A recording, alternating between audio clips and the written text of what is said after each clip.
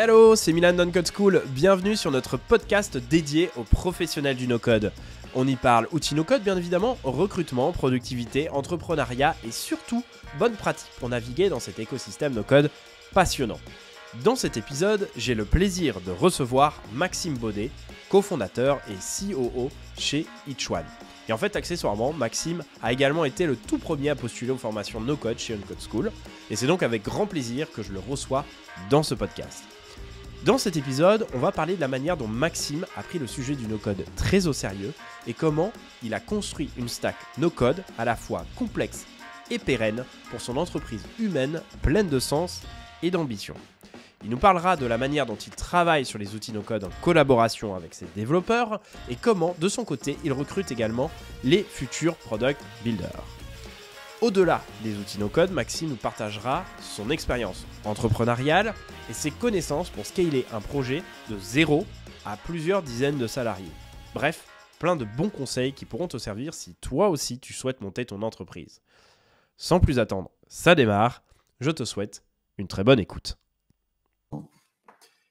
Yes, c'est bon, ça démarre. Salut à tous, j'espère que vous allez bien. Je suis hyper content de vous accueillir en fait pour une nouvelle session du podcast de Uncode School. Et aujourd'hui, je suis avec Maxime Baudet. Salut Maxime, ça va ? Yes, ça va très bien. Trop très cool. Heureux de participer à ce podcast. Trop bien, pas mal de choses à dire en fait aujourd'hui. Alors la première chose, c'est que en fait, on enregistre en live chez EachOne. Pour ceux qui sont sur YouTube, vous pourrez le voir, en fait, c'est marqué derrière. Il y a le beau logo, donc merci en fait de nous accueillir ici.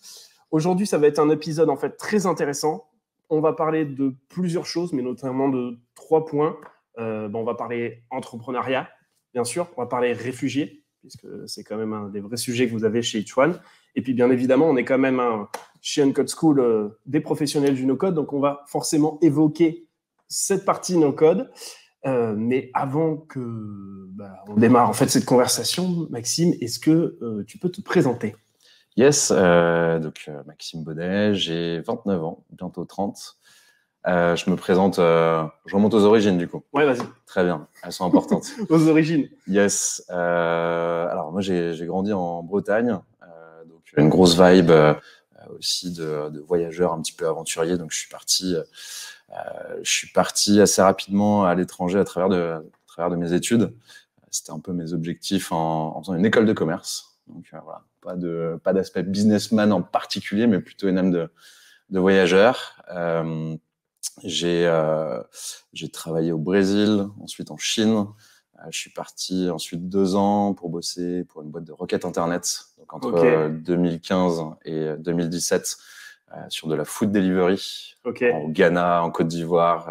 J'ai monté la plateforme en Algérie, donc c'était assez sportif. Trop cool. On va y revenir. Yes. On va y revenir quand même un petit peu parce que dans le monde de l'entrepreneuriat, il y a quand même un vrai.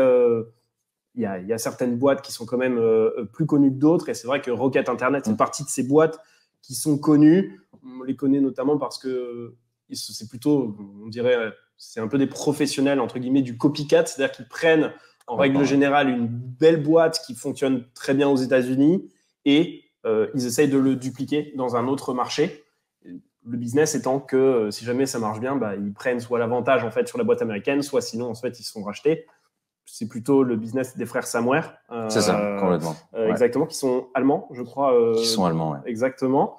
En fait, comment tu as atterri dedans ? Parce que pour ceux qui nous écoutent, Rocket Internet, c'est un peu connu c'est même plutôt assez connu dans le milieu business, en tout cas de la Startup Nation parisienne.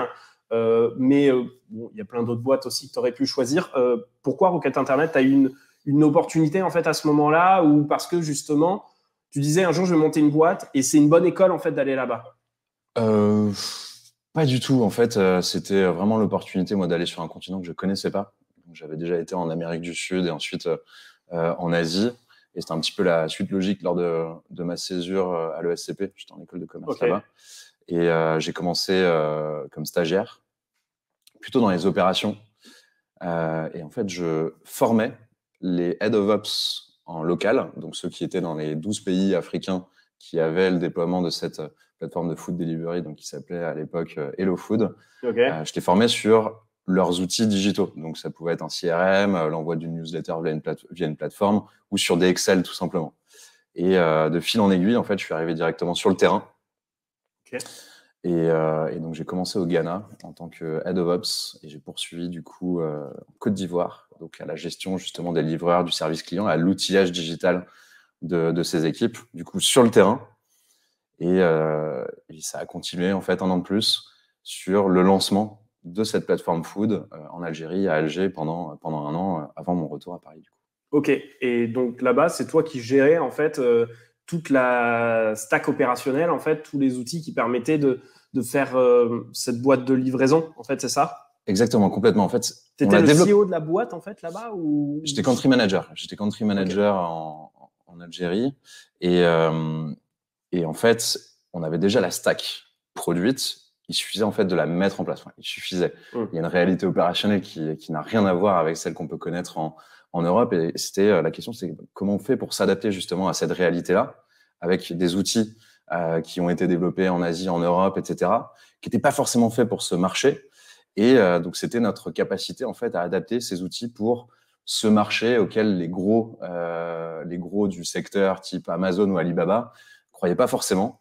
Et nous, notre but, c'était de mettre dans les mains en fait de ces nouveaux clients, de ces nouveaux opérationnels, ces outils pour mettre en place de la food delivery dans différents pays africains. Ok. Et d'un point de vue entrepreneurial, en fait, pour bien comprendre, ce marché africain, il est quand même très différent finalement du marché européen. C'est quoi les 2-3 grosses différences? J'imagine évidemment il y en a des dizaines, peut-être même des centaines, mais vraiment ces points de rupture un peu technologiques où tu te dis là on a fait beaucoup trop compliqué, eux en fait ça se passe pas comme ça. En fait, est-ce que par exemple pour de la livraison, les adresses ça fonctionne comme en France? Est-ce que quand ils payent, de ce que j'ai cru comprendre en fait en Algérie, je crois qu'ils payent plutôt en cash, il y a pas de carte bleue. C'est des points qui sont très différents en fait aussi. Ouais, ça va être plutôt des points culturels que technologiques, puisque les gens sont plutôt équipés en termes de smartphone, en termes d'applications. Je dirais qu'une des différences majeures, c'est plutôt l'esprit de startup qu'on va rencontrer là-bas. L'environnement startup déjà existant. En Côte d'Ivoire, à Abidjan, c'est plutôt très dynamique pour ce qui concerne l'Afrique de l'Ouest francophone. En Algérie, c'était pas du tout le cas. Donc, il n'y avait pas du tout cette culture-là. C'est un pays qui est quand même assez peu ouvert au niveau international et au niveau esprit startup. Donc ça, c'est peut-être un peu la première différence à laquelle on se frotte en fait quand on arrive sur ce marché-là et en représentant donc ce qui est aujourd'hui Jumia en fait, qui est la première licorne africaine du coup. Voilà. Bah, il faut le citer quand même pour le coup. Oui. Et la deuxième chose, c'est effectivement la réalité opérationnelle des systèmes d'adresse assez différents. Voilà, il n'y a pas de, il va pas y avoir des adresses aussi précises que ce qu'on aurait à Paris par exemple. La densité des restaurants au kilomètre carré n'est pas la même, donc les distances à parcourir sont pas les mêmes. La capacité aussi des livreurs à s'organiser et à lire une carte n'est pas la même et va fonctionner peut-être beaucoup plus au feeling.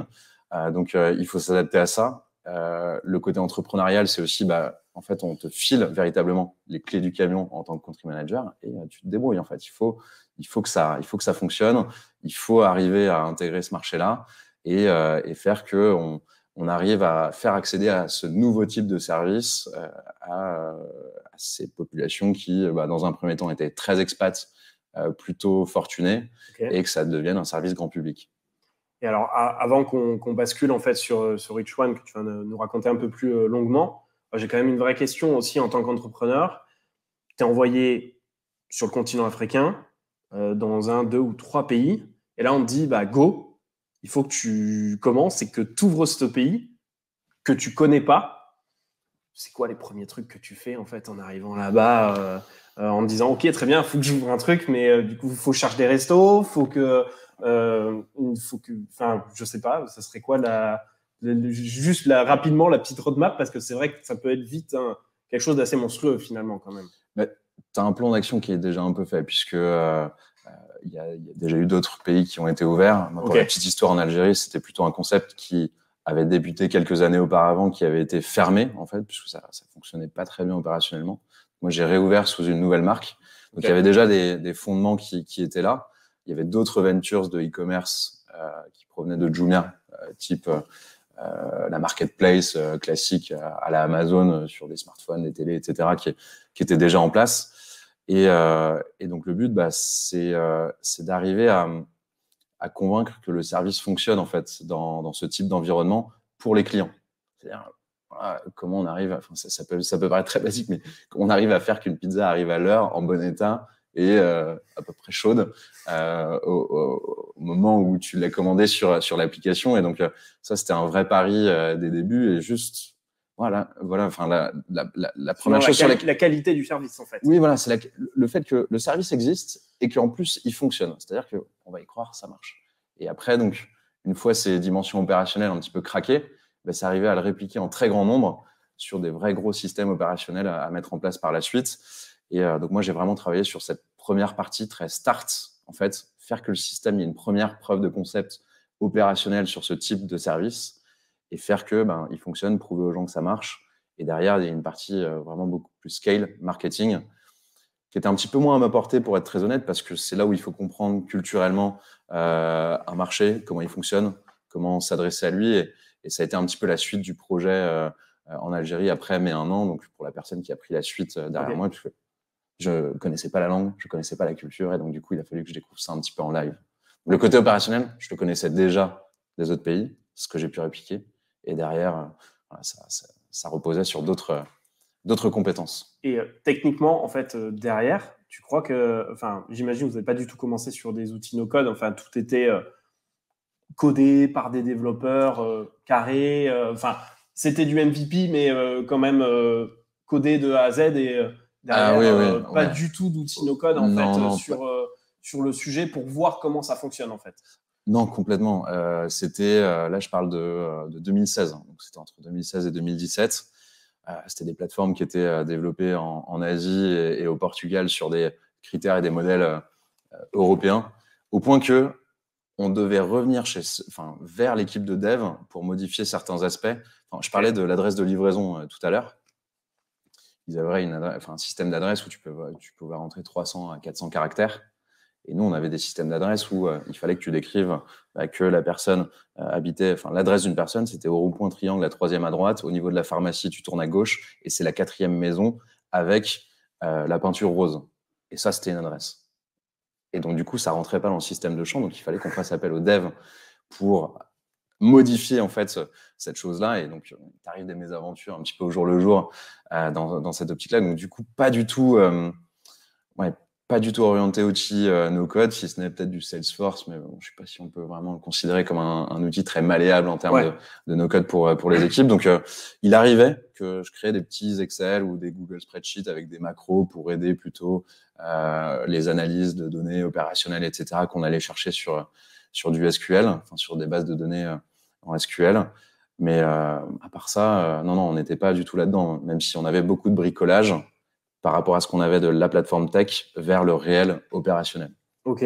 Et en fait, là, du coup, tu m'as déjà cité en fait quelques notions. Donc, la partie SQL, donc ça, c'est la partie langage en fait pour interroger des bases de données. C'est un des langages qui est possible. Donc, c'est le SQL. On va parler de macro Excel.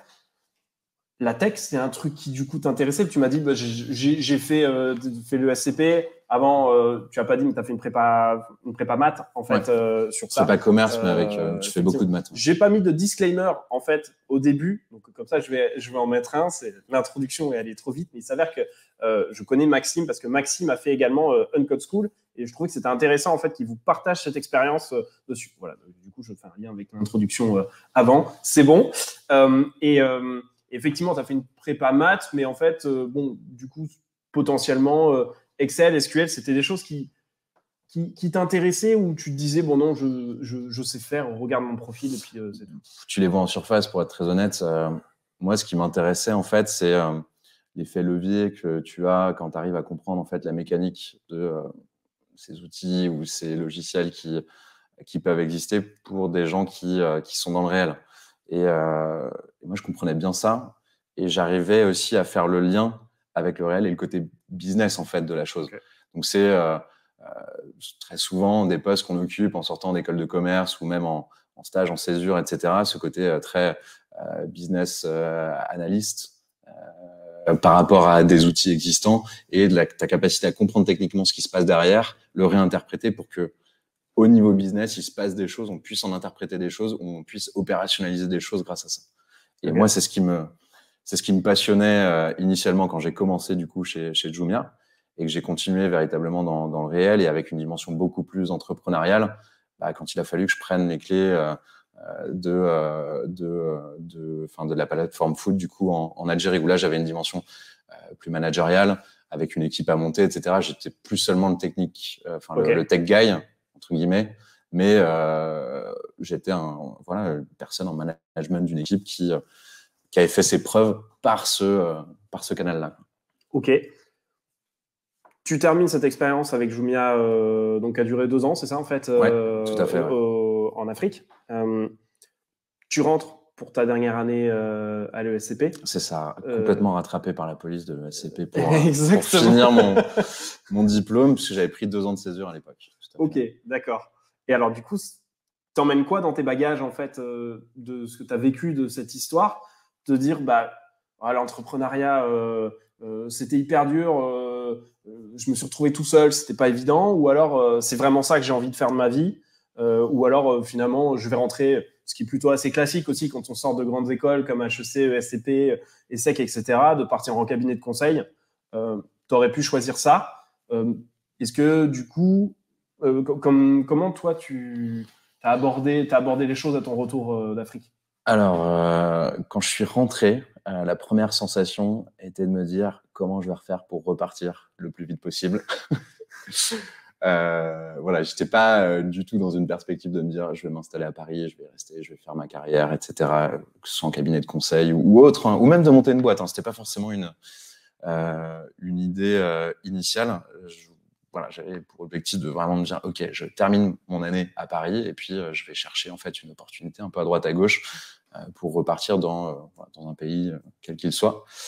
Et en fait, en rentrant l'été 2017 où je suis rentré, j'ai une amie qui me dit, je discutais avec elle du fait que je voulais me réengager dans l'univers associatif de mon école.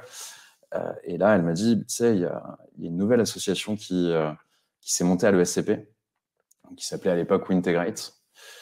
Tu devrais rencontrer son fondateur, Théo. Théo, si tu nous regardes. C'est un concept génial.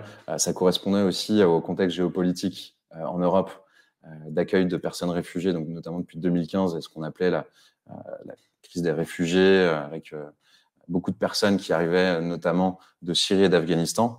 Et donc, entre 2015 et 2017, beaucoup de nouvelles associations s'étaient créées dans l'optique d'intégrer ces personnes qui arrivaient sur le sol français avec la capacité de pouvoir travailler. Et donc, je rencontre Théo. Pour les aider dans leur intégration ou pour les intégrer dans les écoles? Non, pour les aider dans leur intégration professionnelle de manière générale dans la société et l'économie en France. Il n'y a pas forcément d'optique d'intégration dans l'école à proprement parler. Et donc, du coup, je rencontre une personne, un projet ultra ambitieux sur cette thématique de l'inclusion des personnes réfugiées qui, moi, faisait écho à 2 choses que j'avais aussi déjà rencontrées chez Jumia et que je pense étaient dans mon ADN depuis le début. C'est donc cette volonté de faire des projets ambitieux sur des sujets pas forcément ultra accessibles où il faut un peu partir à l'aventure. L'accueil, l'intégration des personnes réfugiées de manière générale en France à cette époque-là, c'était pas ultra diffusé dans toute la société. C'était même plutôt un sujet qui était plutôt vu comme une problématique. Et alors en plus, pour des gens en école de commerce, se soucier d'enjeux sociaux par rapport à cette population-là, alors là, on était à des années-lumière de ce qu'on aurait dû faire, entre guillemets, en sortant d'école. Donc super intéressant. Et je retrouvais aussi un aspect un petit peu plus qui titillait un petit peu plus ma fibre technique. C'est comme ce que j'ai rencontré en fait chez Jumia. Qu'est-ce qui se passe quand tu mets les bons outils dans les mains des bonnes personnes au bon moment et des personnes auxquelles on ne croit pas forcément? Et donc c'est comme ça en fait que j'ai commencé à construire justement des outils un petit peu à droite, à gauche, etc. avec ce que je savais faire sur du Excel pour aider cette association initiale de Wintegrate à commencer à se développer dans d'autres écoles. Et c'est comme ça qu'a commencé ma collaboration justement avec Théo Scubla, du coup, qui va devenir mon associé du coup sur H1. Ok, parce que En fait, à l'époque, Wintegrate, ils n'avaient pas les outils pour faire ça et du coup, l'association n'arrivait pas à arriver à son objectif. Alors, il y avait un début d'outillage, mais pas forcément peut-être avec une dimension pro structurée qui permette en fait de se dupliquer à plus grande échelle. Alors là, on parle d'une échelle qui était assez petite à cette époque-là, qui était simplement de se dupliquer dans 3-4 écoles, puis ensuite de passer à 10, etc. Donc il y avait déjà quand même une certaine ambition, mais qui était plutôt à un niveau local, intra-école, et ensuite inter-école pour la suite. Mais il fallait quand même garder, tu vois, commencer à créer des systèmes d'information qui commençaient à être complexes, etc. Puis tu es sur un système associatif où tu as des gens bénévoles, où tu as du turnover aussi régulier. Donc, le passif de ce qui est créé n'est pas forcément retransmis de la même manière. Donc, comment tu cadres bien ça? Comment tu fais qu'il y ait des modèles opérationnels qui se répliquent d'une école à une autre? C'était des questions que moi, j'ai même posées et que j'aimais structurer justement avec des outils que je connaissais encore à l'époque. Okay. J'en étais même pas encore no code à cette époque-là. Mais bon, tu es venu finalement parce que le sujet t'intéressait, tu es venu comme le tech guy en fait pour essayer justement de mettre du process à l'intérieur pour faire progresser en fait Wintegrate. Et pour l'ambition du projet aussi, et cette manière en fait de voir l'inclusion comme non pas un problème, mais plutôt une source de valeur ajoutée en fait pour toute personne qui se greffe au projet en fait, que ce soit les bénévoles, les étudiants à l'époque quand on était encore dans nos écoles, comme les personnes réfugiées qui allaient bénéficier de ce programme d'accompagnement à l'emploi. Ok. Alors du coup, je pense que c'est le bon moment pour faire la transition pour que tu nous présentes vraiment ce que c'est Kitschwan et rapidement que tu nous dises effectivement, là tu nous parles de Wintegrate, là maintenant on le voit derrière pour ceux qui sont sur YouTube, c'est plus le même nom. On voit que c'est plus le même nom, c'est Kitschwan. Tu peux nous raconter en fait l'aventure qui s'est passée dans ces quelques années rapidement en fait de comment c'est devenu Kitschwan, quel est le projet en fait aujourd'hui pour qu'on sache ce que c'est. Yes. Alors, il y a un projet, il y a une mission initiale qui est véritablement d'arriver à faire de l'inclusion des personnes réfugiées et des nouveaux arrivants de manière plus globale, une source de valeur ajoutée pour chacun. D'où déjà le nom Each One. Et quand on dit chacun, c'est toute partie prenante de ce processus d'inclusion. Donc, on pense souvent aux personnes réfugiées, nouveaux arrivants qui vont bénéficier de ces programmes-là. Mais nous, on a pour ambition de faire que ce soit aussi une source de valeur pour les personnes qui vont participer à ce processus d'inclusion. Donc là, je pense aux étudiants initialement dans l'asso qu'on avait qui s'appelait Wintegrate et à toutes les parties prenantes qu'on a voulu ensuite engager. Et donc, on s'est dit que, OK, très bien, avec Wintegrate, on arrive à engager un pan de la société qui est celui des grandes écoles, avec leurs étudiants, leurs alumni, les professeurs, etc. Et à un moment, on s'est dit qu'on voulait aller plus loin en engageant un acteur primordial en fait pour atteindre cette mission d'un véritable impact systémique sur la question de l'inclusion en France. C'était d'engager les entreprises. On arrivait à les engager via leur fondation parce qu'en fait, ils finançaient l'association. Mais on se rendait compte que voilà, ça restait plutôt en surface, plutôt un side project pour ces entreprises-là. Et on s'est dit, voilà, il faut qu'on arrive à les engager dans ce qui touche en fait à leur business. Puisqu'on est face à une entreprise, donc à partir du moment où on ne parle pas business, bon, ça reste en général un side project, puisque voilà, ça va être la nature de l'entreprise de se poser la question comment je peux croître, comment je peux continuer de faire fleurir de faire grandir mon entreprise. Et donc on s'est dit, on a des talents d'un côté. On avait des entreprises qui commençaient à nous dire, on est intéressé par les profils qui passent par. D'accord, donc juste l'engagement, c'est pas qu'un engagement financier en fait de la part des entreprises. L'idée, c'était pour avoir de l'impact. L'idée, c'était maintenant, nous, on veut vous prouver que ces personnes-là, ces réfugiés qui arrivent, vous avez des profils que vous allez pouvoir embaucher. Et justement, cette employabilité donne la possibilité à ces réfugiés de s'intégrer. Exactement, c'est ça, tout à fait. Et de répondre du coup à un besoin économique de ces entreprises. De dire, OK, là, on est dans la dimension RH. On n'est plus seulement dans la RSE ou la philanthropie. C'est pas ça qu'on veut faire. Nous, on veut répondre à un enjeu business pour vous afin de se connecter à vos enjeux économiques. Et donc, c'est de là que, justement, le concept a commencé à changer, à se compléter, en fait, avec cette nouvelle solution de formation et de recrutement dédiée aux personnes réfugiées et nouveaux arrivants à destination des entreprises qui vont avoir des besoins de recrutement, que ce soit sur des métiers en tension ou pour redonner de la motivation, de l'engagement au sein des entreprises, soit parce que ces nouvelles recrues auxquelles elles ont accès et pour lesquelles elles n'avaient pas forcément accès parce que de fait, ils sont souvent invisibles sur les canaux classiques de recrutement. Ils vont recruter des profils motivés, engagés, ou pour les employés qui sont déjà en entreprise et qui veulent redonner aussi un sens à leur travail par le fait que leur entreprise est engagée socialement, etc. etc. Et c'est de là qu'est né justement Each One, donc, qui regroupe un petit peu ces deux axes finalement d'engagement de la société, un qui est plus au niveau de l'école, sociétale, etc., qu'on appelle, c'est plutôt notre bras philanthropique, qui n'est pas forcément start-up, mais qu'on a gardé puisque c'est notre activité historique. Et cette deuxième activité qui est aujourd'hui l'activité cœur de Each One, que sont ces programmes de recrutement qu'on appelle des all-in-one, du coup, qui incluent en fait tout un service qui accompagne l'entreprise, ses collaborateurs, dans un projet de recrutement que l'on monte, que l'on met en place aujourd'hui avec toutes les équipes Each One et qui passe par de la formation. On est aussi organisme de formation, du coup, chez Each One. D'accord. Et alors, pour comprendre, parce que quand même, aujourd'hui, dans l'écosystème, en tout cas, impact social en France, Each One fait beaucoup parler, en fait, en ce moment. C'est vrai que c'est un peu, pour l'instant, un peu de la success story qui passe de l'association d'écoles, finalement, qui avait une bonne idée, mais qui était une asso d'école comme il en existe plein d'autres, à une boîte, et c'est connu dans la presse, qui vient de lever très récemment, en fait, à l'heure où on parle là, donc le 6 juin 2022, qui a levé 5 millions. Qui a levé 5 millions d'ailleurs pour faire quoi? Parce que c'est vrai que c'est très intéressant, on va revenir, parce que du coup, vous avez su convaincre à la fois sur le projet. Malheureusement, je pense qu'aussi il y a un contexte politique, notamment avec la Russie, mais en fait, il n'y a pas que eux, il y a d'autres. Mais effectivement, je pense que toute la partie Ukraine a peut-être joué aussi. Et puis, après, on va y venir sur la partie no-code aussi, d'avoir levé finalement une belle somme d'argent aujourd'hui en fonctionnant qu'avec des outils no-code. Je vous expliquerai un peu quels ont été les choix et comment ça s'est passé. Comment t'expliques en fait cette success story et c'est quoi votre vision en fait avec ce que vous avez sur les prochaines années? Yes. Alors, peut-être pour reprendre un petit peu le fil, il y a plusieurs questions. Il y a toujours beaucoup de questions. Ouais. Ouais. Alors, je vais essayer de réagencer ça.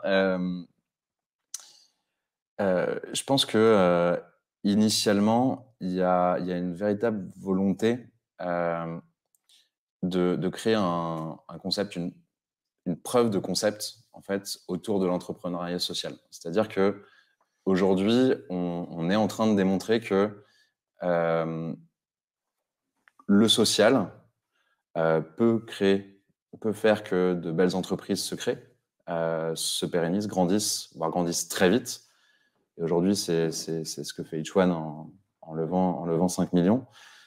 Et c'est d'arriver à montrer qu'aujourd'hui, finalement, il n'y a plus d'excuses en fait de se dire quand on veut entreprendre, etc.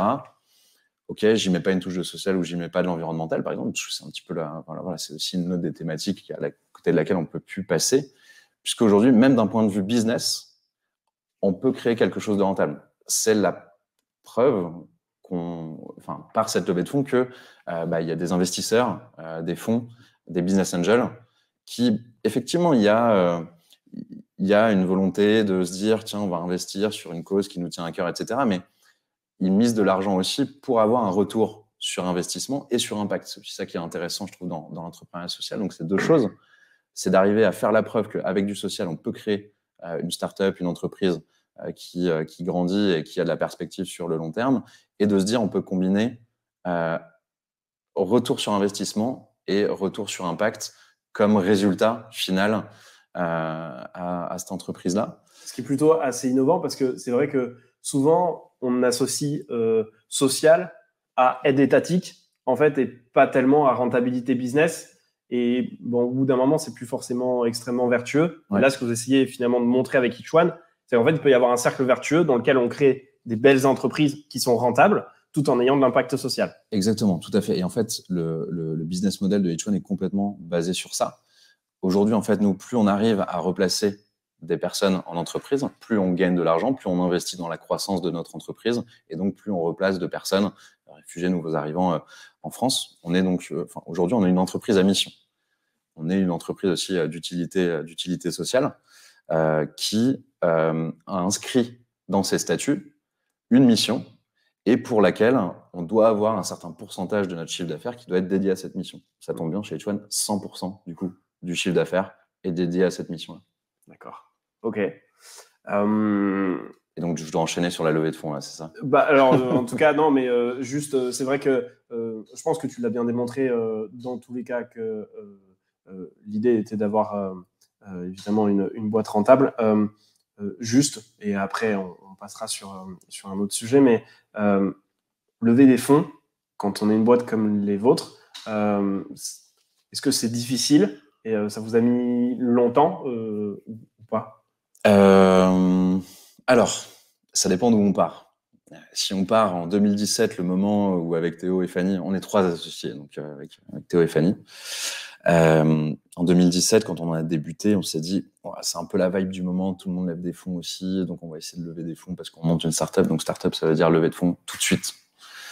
Ça veut forcément dire lever de fonds à un moment, mais peut-être pas forcément tout de suite. Et c'est des choses que toi, tu avais vues chez Jumia ou pas du tout, ou c'est juste la vibe du moment C'était plutôt la vibe du moment en arrivant en France, parce que chez Jumia, en fait, tu n'es qu'un des acteurs dans un pays, etc., d'une boîte qui lève des centaines de millions. Donc, du coup, tu vois cet argent qui circule avec des projets qui pop-up un peu dans tous les sens. Mais voilà, tu n'es pas du tout en front. Moi, je n'étais pas à ce niveau-là. Le niveau country manager n'est pas en lien directement avec ces investisseurs-là, même s'ils viennent te voir et comment tu opères sur le pays, mais pas en direct. Et en fait, c'était peut-être un petit peu trop tôt, où encore une fois, il faut arriver aussi à démontrer que ce concept-là fonctionne pour les clients comme pour les bénéficiaires, en fait. Et on n'en était pas là en 2017 quand on a commencé à créer H1, et donc ce nouveau modèle de recrutement et de détection d'un pool de candidats qui n'existait pas auparavant. Donc, on s'est un peu cassé les dents, clairement. Et donc, on s'est dit, bon, on va peut-être faire nos preuves avant d'aller voir des investisseurs, etc. Donc, on a travaillé pendant 3 ans déjà à avoir du chiffre d'affaires qui devient récurrent. On a mis 2 ans à avoir du chiffre d'affaires, à avoir nos premiers employés aussi. Donc ça a pris du temps. Dans le même temps, il y avait aussi une marque qui s'installait, se faisait connaître dans l'écosystème associatif dans un premier temps, et ensuite, de manière générale, dans l'écosystème de l'entrepreneuriat social, et finalement de l'entrepreneuriat de manière globale au fur et à mesure des années. Donc, on s'est fait connaître petit à petit par tous ces acteurs-là, en passant par des incubateurs, des accélérateurs, donc qui te mettent au fur et à mesure au contact de fonds d'investissement, de business angels. Donc, on a construit aussi notre aventure entrepreneuriale. Elle s'est faite par le concept qu'on avait, l'idée qu'on avait, le fait de créer des preuves de concept avec le modèle économique qu'on a essayé de trouver au fur et à mesure, qu'on a travaillé, retravaillé, etc. Et par les contacts qu'on a été se faire au fur et à mesure de notre aventure. Et le moment où on s'est dit, OK, là, il va falloir qu'on investisse plus vite, plus rapidement, ça a été peut-être un peu plus facile aussi de convaincre ces investisseurs qui nous connaissaient déjà par notre marque et les premières preuves de concept qu'on a fait. Et alors, c'est pas une raison qui suffit à elle-même. C'était aussi un besoin économique chez H1 de lever des fonds, puisque en fait, initialement, on était une boîte très human intensive, c'est-à-dire que tout ce qu'on déployait en termes de programmes de formation et de recrutement était porté par des opérationnels, des gestionnaires de projets, etc., et par une structure no-code qu'on a mis en place chez H1 de manière historique, un petit peu bootstrappée. Et on s'est dit, voilà, là, on est vraiment en train en termes d'ambition, de passer à autre chose, d'avoir des ambitions beaucoup plus fortes.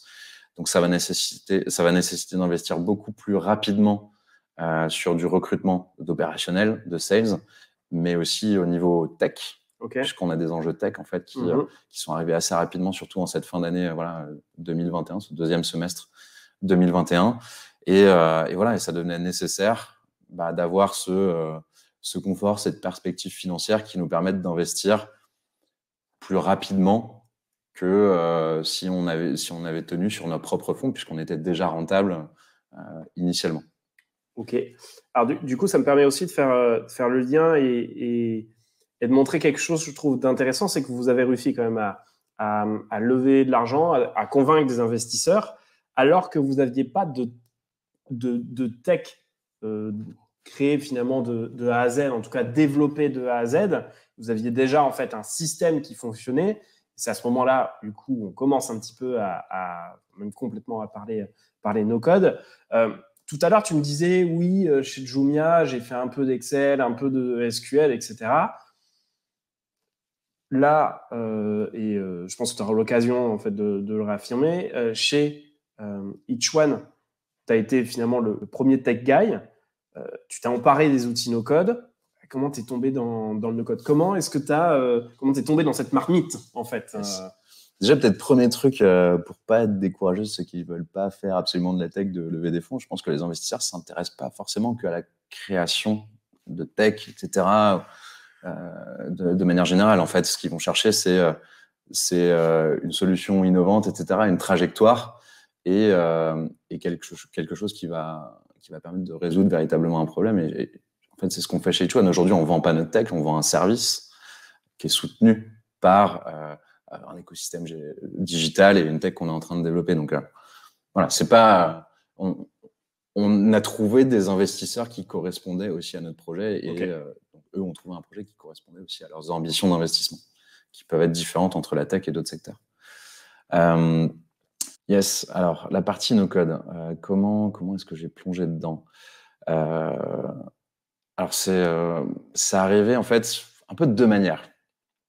La première chose, c'est que, tu vois, tout à l'heure, je t'expliquais qu'on s'était un peu lancé, tu vois, le couteau entre les dents, en mode on va lever des fonds tout de suite, parce qu'il fallait lever des fonds. Et donc, le deuxième axe sur lequel on le conseille de pas trop te précipiter quand tu es entrepreneur, c'est d'aller voir une agence et de développer ta propre plateforme. Et donc d'investir à balle, alors que t'as pas forcément de preuve de concept, t'as pas forcément prototypé avant, et bah donc c'est clairement ce qu'on a fait. Voilà, les deux pieds dedans. Dès le début, en fait, alors qu'on n'avait pas encore vendu quoi que ce soit, etc., on a investi, je crois, à l'époque, un petit peu plus de 70 000 euros dans une plateforme. Donc, aussi l'avantage d'avoir fait un cursus école de commerce, c'est que les banques sont plutôt sympas pour te prêter des sous au début. Donc, vraiment, sur nos propres deniers, on a investi ça. Voilà, erreur totale. Un crash industriel complet. Pour une boîte qui démarre, c'est énorme. Ouais, 70 000 euros. C'était beaucoup. Et du coup, voilà, vraiment une très mauvaise expérience dans ce projet de développement de plateforme. Donc, on s'est complètement crashé. Et donc, tu te remets un peu en cause. Tu dis, OK, bon, on va peut-être repartir avec ce qu'on sait faire aussi de nos propres mains. Et donc, il a fallu aller chercher aussi des ressources, etc. Donc, continuer, en fait, avec un petit peu la vibe des débuts, faire avec nos connaissances, bootstrapper avec du Google Spreadsheet, etc., du Drive, ce que j'avais à disposition à l'époque. Ça vous a pas calmé, en tout cas, le fait d'avoir dépensé ça, vous vous êtes dit, non, il y a quand même de la traction, on est en train de faire quelque chose qui a de l'impact. Donc, on essaye de voir comment on peut faire. Exactement, on y croyait et puis on était encore là, en fait. Donc, voilà, on a continué à y croire. Et en fait, en parallèle, on était incubé chez Make Sense à l'époque. Donc, c'était en 2018. Et donc, Make Sense, c'était assez précurseur aussi sur tout ce qui était outillage, etc., par rapport au no-code. Et donc, lors de cette incubation, je me souviendrai toute ma vie, c'était un jeudi après-midi, où j'étais sur mes Google Spreadsheets sur les tables de ping-pong du Sense Cube de Make Sense. Donc, c'est là où ils ont leur incubateur à Bastille. Et donc, du coup, j'ai Karel et JC, qui étaient un petit peu nos mentors lors de notre incubation, qui, au moment où on fait un petit peu notre point de passage par rapport à notre incubation, on voit que je bidouillais des trucs sur Spreadsheet. Et là, premier point de contact, ils me disent, mais pourquoi tu n'utilises pas Airtable? Airtable, qu'est-ce que c'est? Donc là, dans la foulée, je vais voir un petit peu sur Internet comment ça marche, etc. Et sans rigoler, j'ai passé... en 2018? Ouais, c'était en 2018. Ok. C'était en 2018, mi-2018, je crois. Je ne sais plus exactement les dates. J'ai passé le vendredi, le samedi, le dimanche non-stop à refoutre en fait toutes les bases de données qu'on avait un petit peu à droite à gauche sur spreadsheet, les drives, etc. Là, on stockait les CV, faire les relations entre tous les acteurs, parce que each one, c'est un agrégateur de multiples acteurs, donc, les assos, les centres d'hébergement, les centres d'accueil, des institutions, des écoles, des bénévoles, des candidats, etc., des clients, entreprises. Et donc, il fallait en fait arriver à réorganiser ça sur des bases de données cohérentes. Et donc, du coup, ben, voilà, Airtable, c'était l'outil idoine pour faire cette chose-là. Et le fait de ne pas avoir de connaissances en base de données, enfin, tu connaissais justement les bases de données, en fait, tu parlais de SQL, enfin, tu as appris comment l'outil quand tu es arrivé dessus, tu as trouvé que c'était simple, en fait, finalement, simple, ergonomique, et je pense que ça venait aussi un peu de mon cursus très maths que j'ai eu en prépa, donc tu travailles beaucoup, ta logique, etc., un petit peu d'organisation de l'information. Quand tu arrives en école de commerce, tu fais quelques cours sur Excel ou avec du Access, mais vraiment des petites bases, tu vois ça en surface. Et là, en fait, ce que je trouvais intéressant, c'est que Airtable te rend accessible quelque chose de très technique, qui est l'organisation de bases de données relationnelles, que tu pouvais, que je pouvais maîtriser assez rapidement. Et j'ai tout de suite vu, en fait, l'intérêt d'agencer ces informations de manière différente par rapport à ce que je pouvais faire sur des Excel. Tu as aussi le côté collaboratif, ultra intéressant. Et en fait, c'est parti de là. Et puis, de derrière, en fait, c'est un pied dans la porte sur l'univers no-code. Donc, dès que tu commences à creuser Airtable, tu vas voir un petit peu ce qui se fait. Donc, j'étais très bien conseillé, justement, par JC, du coup, qui, lui, maîtrisait déjà pas mal cette univers. JC. Voilà, JC. Voilà. Effectivement, non, mais talent, c'est each one. Je dois beaucoup de choses, justement, à cette incubation chez Make Sense, sur le fait de se remettre en cause, de repartir un petit peu de ses connaissances, de ses outils pour arriver à bootstrapper, faire cette preuve de concept et arriver finalement en quelques semaines à recréer potentiellement un projet de 70 000 balles ou 80 000 balles qu'on a envoyé chez une agence de dev. Tu vois. Rien qu'avec du no-code, etc., du Airtable bien foutu, tu peux quand même arriver assez loin. Et donc, ça a démarré comme ça, de fil en aiguille. Bon, tu vas voir tout ce qui est... Donc, en 3 jours, tu as quand même réussi à remettre une... 3 jours, c'était le start. Non, mais même si tu dis une semaine ou 2 semaines, avec une agence développée de A à Z, j'imagine que c'était au moins plusieurs semaines, voire plusieurs mois, en fait. Ça a duré, je crois, on a dû faire 3 sprints, un truc comme ça, 3 sprints de 3 semaines. D'accord. Donc, ça devait être 9 semaines de dev, mais pour un résultat non actionnable, en fait, et non utilisable par des utilisateurs qui soient externes ou internes. Et là, avec ce premier layer d'outillage avec Airtable, et donc je disais, après, tu creuses un peu, tu vois que tu peux faire des automatisations avec du Zapier. Donc, moi, je débutais dans l'automatisation, je n'étais pas encore sur de Integromat à l'époque, mais Zapier me suffisait amplement. Puis tu suis aussi la croissance d'un outil, donc toi, tu grandis avec lui. Tu vois que tu as les automations qui arrivent, de nouvelles manières de filtrer, d'avoir des apps sur les côtés sur lesquels tu peux... tu as connu les débuts, parce que 2018, il n'y avait pas encore tout ce qu'il y a aujourd'hui quand même. On est en 2022, donc c'était il y a 4 ans. Donc on a grandi aussi avec ces features qui arrivaient. Et puis tu sais, en fait, chaque jour, tu te dis, putain, ce serait bien que Airtable puisse faire ça. Puis en fait, 3-4 jours après, une semaine après, le truc était là. Tu te dis, mais c'est un truc de fou. Et donc, alors effectivement, tu vois, t'es dans du prototypage. Donc du coup, tu tords un peu l'outil pour pouvoir fitter avec les usages que tu veux développer. Donc c'était pas une magnifique plateforme comme on la voit, tu vois, sur d'autres boîtes tech en fait qui ont un vrai savoir-faire sur le développement. Mais pour nous, ce qu'on était, c'était actionnable. Voilà, c'était actionnable. Ça permettait aussi aux opérationnels de pouvoir travailler sur un socle de données cohérent en commençant à optimiser aussi des actions à faible valeur ajoutée et en permettant justement des mini passages à l'échelle interne finalement sur certaines activités et de pouvoir enlever des premiers points de friction que l'on avait au fur et à mesure que l'activité grandissait, en tout cas se déployait, commençait à fleurir et que le nombre aussi d'employés chez H1 commençait à grandir. Donc ça a commencé par Airtable, ensuite Notion a suivi assez rapidement.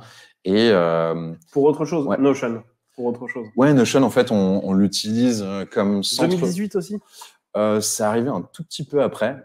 C'est une personne, c'est la première personne que j'ai eue en stage qui me l'a fait découvrir.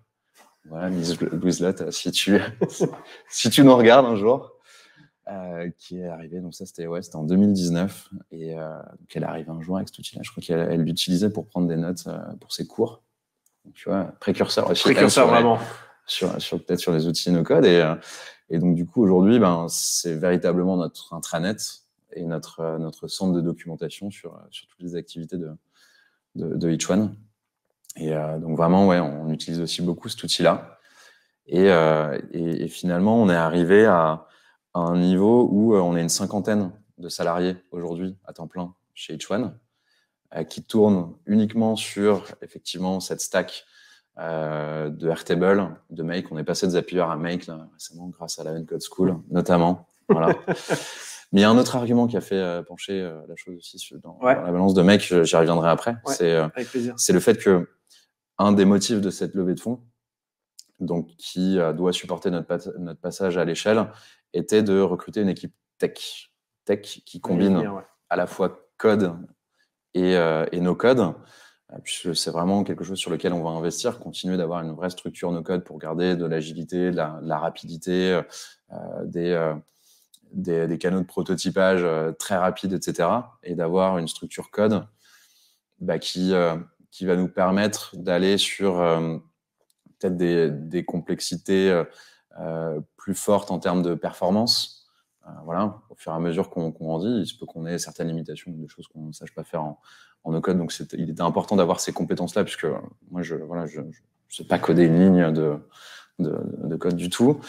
De pouvoir avoir aussi, on va avoir des assets critiques à gérer en termes de performance, mais aussi en termes de sécurité. Aujourd'hui, on manipule aussi de la donnée sur des personnes en situation de fragilité sur le marché de l'emploi. Donc, il faut pouvoir aussi avoir une sécurisation digne de ce nom par rapport à ça, par rapport à des données sensibles. Et on va aussi travailler avec des acteurs qui ne vont pas forcément être faciles à convaincre d'un point de vue technologique. Donc, je pense à Pôle emploi, l'OFI, etc. Donc, avoir ces outils en propre, développés soi-même, en tout cas pour certaines parties, il se peut que ce soit important. Et donc, c'est pour nous, aujourd'hui, la partie code, un vrai investissement sur le long terme, en fait, pour répondre à nos ambitions à la fois nationales au niveau France par rapport aux acteurs avec lesquels on travaille, mais aussi internationales, qui vont arriver assez rapidement. Donc, ça veut dire qu'on va continuer à investir sur le no-code très fortement, avec justement toutes ces possibilités qu'offre le code par ailleurs. Et donc, du coup, je le disais, aujourd'hui, le but, c'est d'arriver à investir sur cette hybridation, en fait, entre ces deux matières, ces langages, en fait, parce qu'en fait, on parle peut-être d'un autre langage, finalement, en parlant de no-code, pourquoi pas. Et donc, il y a certains outils sur lesquels on fait déjà des choix. Make, ça a parlé assez vite à notre CPO, qui, lui, vient plutôt de l'univers code, SaaS, pur et dur. Donc, le CPO, pour que tout le monde comprenne bien, c'est Chief Product Officer. Exactement. Et du coup, c'est la personne dans une boîte, en fait, qui est en charge, en fait, de la réalisation du produit. Tout à fait. Et qui a un background très tech, qui est passé par tous les métiers de la tech. Donc, c'est un CPO, CTO, entre guillemets. Mixe encore un petit peu les postes chez Each One. On n'a pas une personne par poste. Ouais. Alors, attends, je fais juste un point parce que c'est quand même hyper intéressant. Je pense que ça peut parler vraiment à toutes les personnes, en fait, qui nous écoutent ou qui nous regardent, d'ailleurs. Vous êtes quand même resté sur des outils no-code pendant 4 ans pour monter une boîte de 0 à 50 personnes. Exactement. Et ça, je veux vraiment le souligner parce que c'est souvent... 5 ans. On est dans notre 5e année. Vous êtes dans votre 5e année, encore mieux. Et ça, c'est vraiment un point important parce que, effectivement, il y a quelques années, on aurait pu dire, non, ces outils no-code, en fait, ils ne sont pas du tout matures pour pouvoir monter des entreprises dessus qui soient à la fois pérennes, qui aient une certaine rentabilité. Et c'était un truc un peu pour jouer, pour faire des MVP, en fait. Là, vous avez vraiment démontré le contraire, en fait. Et d'ailleurs, vous n'êtes pas les seuls dans ce cas-là, mais je pense que justement, vous faites partie de cette génération de personnes qui ont utilisé ces outils no-code de manière professionnelle et qui ont réussi à emmener leur boîte vers quelque chose en fait d'impactant, dans votre cas, dans les deux cas, dans les deux sens du terme, pour faire en sorte que ces outils no-code aient une vraie réalité professionnelle. Et ça, je pense qu'il faut le souligner parce que je pense qu'encore trop aujourd'hui, on entend finalement l'outil no-code, c'est un petit truc un peu à côté et on doit forcément avoir des devs. On va revenir sur la partie dev parce que je pense qu'elle est très intéressante, mais je pense que c'était important de le souligner, en tout cas, sur ce point-là. Je pense qu'il faut aussi faire une différenciation sur quel est le produit que tu vends. Bien sûr. C'est-à-dire que nous, on n'était pas dans une situation où le produit qu'on vendait était un produit tech. On n'est pas une entreprise SaaS. Donc, il y a peut-être des spécificités aussi à aller voir sur ça et que peut-être que dans les outils no-code, on aura peut-être plus de difficultés à vendre son produit SaaS si jamais on le développe à soi-même, quoique il y a des contre-exemples. Mais je pense que la réalité, c'est qu'il y a quand même finalement probablement plus d'entreprises qui sont des boîtes non SaaS que des boîtes SaaS. Et je pense qu'il y a le côté un petit peu finalement complètement un peu, je sais pas, c'est l'écosystème startup qui s'emballe un peu sur ça, sur les SaaS. La réalité, c'est que la plupart des entreprises ressemblent plus à des entreprises entre guillemets comme les vôtres, ou en tout cas qui n'ont pas de produits tech en front. Et c'est pas ça vraiment qu'à vendre. Et je pense que ce qui ne veut pas dire qu'on va pas en faire après, mais qui n'était pas nécessaire pour starter, pour débuter, pour avoir nos preuves de concept par rapport à la valeur ajoutée qu'on avait apportée à nos clients entreprises et pour aussi nos candidats. Et donc, du coup, au niveau des outils no-code, ça correspondait parfaitement à notre situation du moment. C'est-à-dire que le fait d'investir dans la tech n'était pas forcément une priorité dans un premier temps. On était vraiment dans le réel, dans l'opérationnel.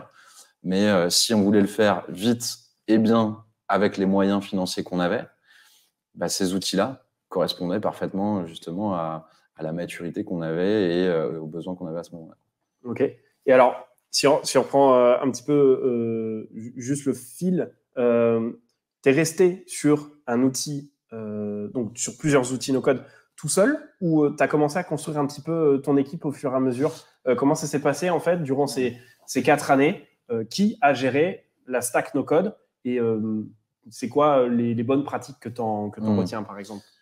Les bonnes pratiques, on est en train de les créer, pour être très honnête. Non, comment ça s'est passé? Historiquement, j'avais cette fibre un peu plus geek par rapport à mes deux autres associés et par rapport aux personnes que l'on recrutait, qui étaient plutôt en project management de manière générale ou en sales. Donc, je m'en suis occupé en tant qu'admin de ces outils-là. Mais la construction, c'est puisque j'étais très en contact de fait avec les premiers employés qui manipulaient ces outils, la construction s'est faite aussi avec les opérationnels qui travaillaient avec moi sur ces outils-là. C'est-à-dire qu'on est aussi sur des outils tellement accessibles en termes de paramétrage de construction que j'ai pu aussi les construire avec d'autres personnes de l'équipe qui voyaient l'intérêt en fait de ces outils-là, même si la majeure partie de leurs activités étaient dans le réel, de justement arriver à construire, améliorer les systèmes d'information, créer les colonnes ou les features qui leur permettaient d'avancer. Donc, je dirais que pendant ces 4 années-là, j'ai opéré en tant qu'admin, plutôt tout seul, dans un premier temps, avec l'aide du coup des opérationnels qui arrivaient à construire aussi des choses par eux-mêmes, et je centralisais en fait l'ensemble de ces de systèmes d'information et des choses que l'on mettait en place. Et donc là, au fur et à mesure de la complexité et de la mise en place de tous ces Airtable qu'on a commencé à plateformiser via du Stacker, etc. Là, les interfaces qui sont arrivées récemment. Stacker qui est un outil du coup qui se branche à Airtable, dont l'objectif est de pouvoir créer finalement un front, une visualisation des données qui sont dans Airtable pour en faire une plateforme d'administration. C'est là où ils sont tout à fait. surtout les plus forts. Et notamment à destination d'externes, pour pas que tu aies tes externes justement qui aillent justement utiliser ta donnée, etc. et qu'ils aient accès à tout. Ça, c'était assez intéressant. Et donc, du coup, là, depuis le début d'année 2022, on a commencé à recruter une équipe de product builder, no code maker. Enfin, voilà, je sais qu'il y a des batailles de chapelle sur ces termes-là. On a mis les deux noms sur notre fiche de poste pour vexer personne, du coup, que j'ai recruté pour l'une en interne, parce que voilà, en fait, c'est l'une de nos premières employées. Donc, elle connaît très bien le métier, elle connaît très bien l'écosystème, elle a participé en fait à la construction de tout cet univers, Airtable, Stacker, etc., qui aujourd'hui opère l'ensemble des activités de Each One. Donc, elle a une très bonne connaissance de tous les systèmes d'information déjà actuels, etc. Et donc, commence justement à se former, monter en compétences techniquement. Donc, moi, c'était très intéressant d'avoir cette connaissance métier qui va monter techniquement sur les outils. Et là, sur le deuxième poste qu'on a recruté, donc le deuxième product builder que l'on a recruté, là, on a plutôt recruté une personne qui vient du code, plutôt technique, et qui s'est mis sur les outils no-code par la suite. Donc, ça permet aussi, moi, de faire un lien intéressant avec l'autre équipe qu'on a montée en parallèle, l'équipe code, qui est composée de 2 lead dev qui ont plus d'une dizaine d'expériences et qui viennent de l'univers SaaS, donc avec beaucoup d'expérience, et qui est chapeauté dans son ensemble par justement ce fameux CPO qui vient de l'univers code, mais a très vite branché sur les outils no-code et a très vite vu l'intérêt de cette hybridation. Si on s'arrête un petit peu sur le recrutement, parce que c'est un vrai sujet, si tu veux, pour le coup, arriver à recruter des product builders de qualité, du coup, c'est d'ailleurs assez intéressant parce que ceux qui font du no-code chez toi, alors c'est pas quelque chose de général, mais du coup, c'est aussi 2 femmes. Et en dev, tu as 2 hommes, donc tu as vraiment capable d'avoir une équipe en fait qui est aussi mixte. Et je pense que ça, c'est un point qui était très important. J'ai essayé de le mettre aussi chez Uncode School, mais de montrer qu'en fait, les femmes avaient leur place dans la tech. Et je trouve que c'est ça qui est intéressant, en tout cas sur la partie liée aux outils no-code. Le fait que j'ai l'impression que de plus en plus de femmes, en tout cas, prennent part à ce genre d'outils. Je ne sais pas si après, c'était des volontés de votre part ou non, mais je trouve c'est assez intéressant de le souligner. Sur le processus de recrutement, tu m'as dit, on a recruté une dev. En tant que candidate, elle ne se présentait pas comme dev. Ok, parce que... Mais elle avait un background, effectivement... Technique, d'accord. Technique sur du langage, sur des langages. C'était un truc qui était attendu ou pas, ou tu aurais pu prendre, je sais pas, peut-être un homme ou une femme qui sortait de l'ESCP, en fait, potentiellement, tu vois, de ton école, qui est plutôt à viser business, mais qui était très motivé pour apprendre ça, ou, et je pense qu'il y a un vrai sujet, et pas de jugement de ma part, en fait, dessus, vous attendiez quelqu'un qui ait quand même déjà des très bonnes connaissances techniques pour faire le lien, justement, probablement, avec l'équipe dev que vous avez.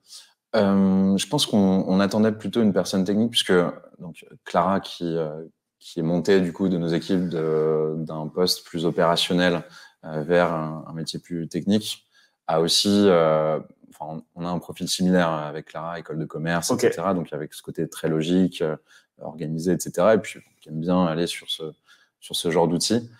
Et le fait d'avoir un autre profil qui est plus technique, je pense. Sur la partie no-code, on est dans une phase où on est en train de structurer nos process sur comment développer des features, des produits internes, externes en no-code, etc.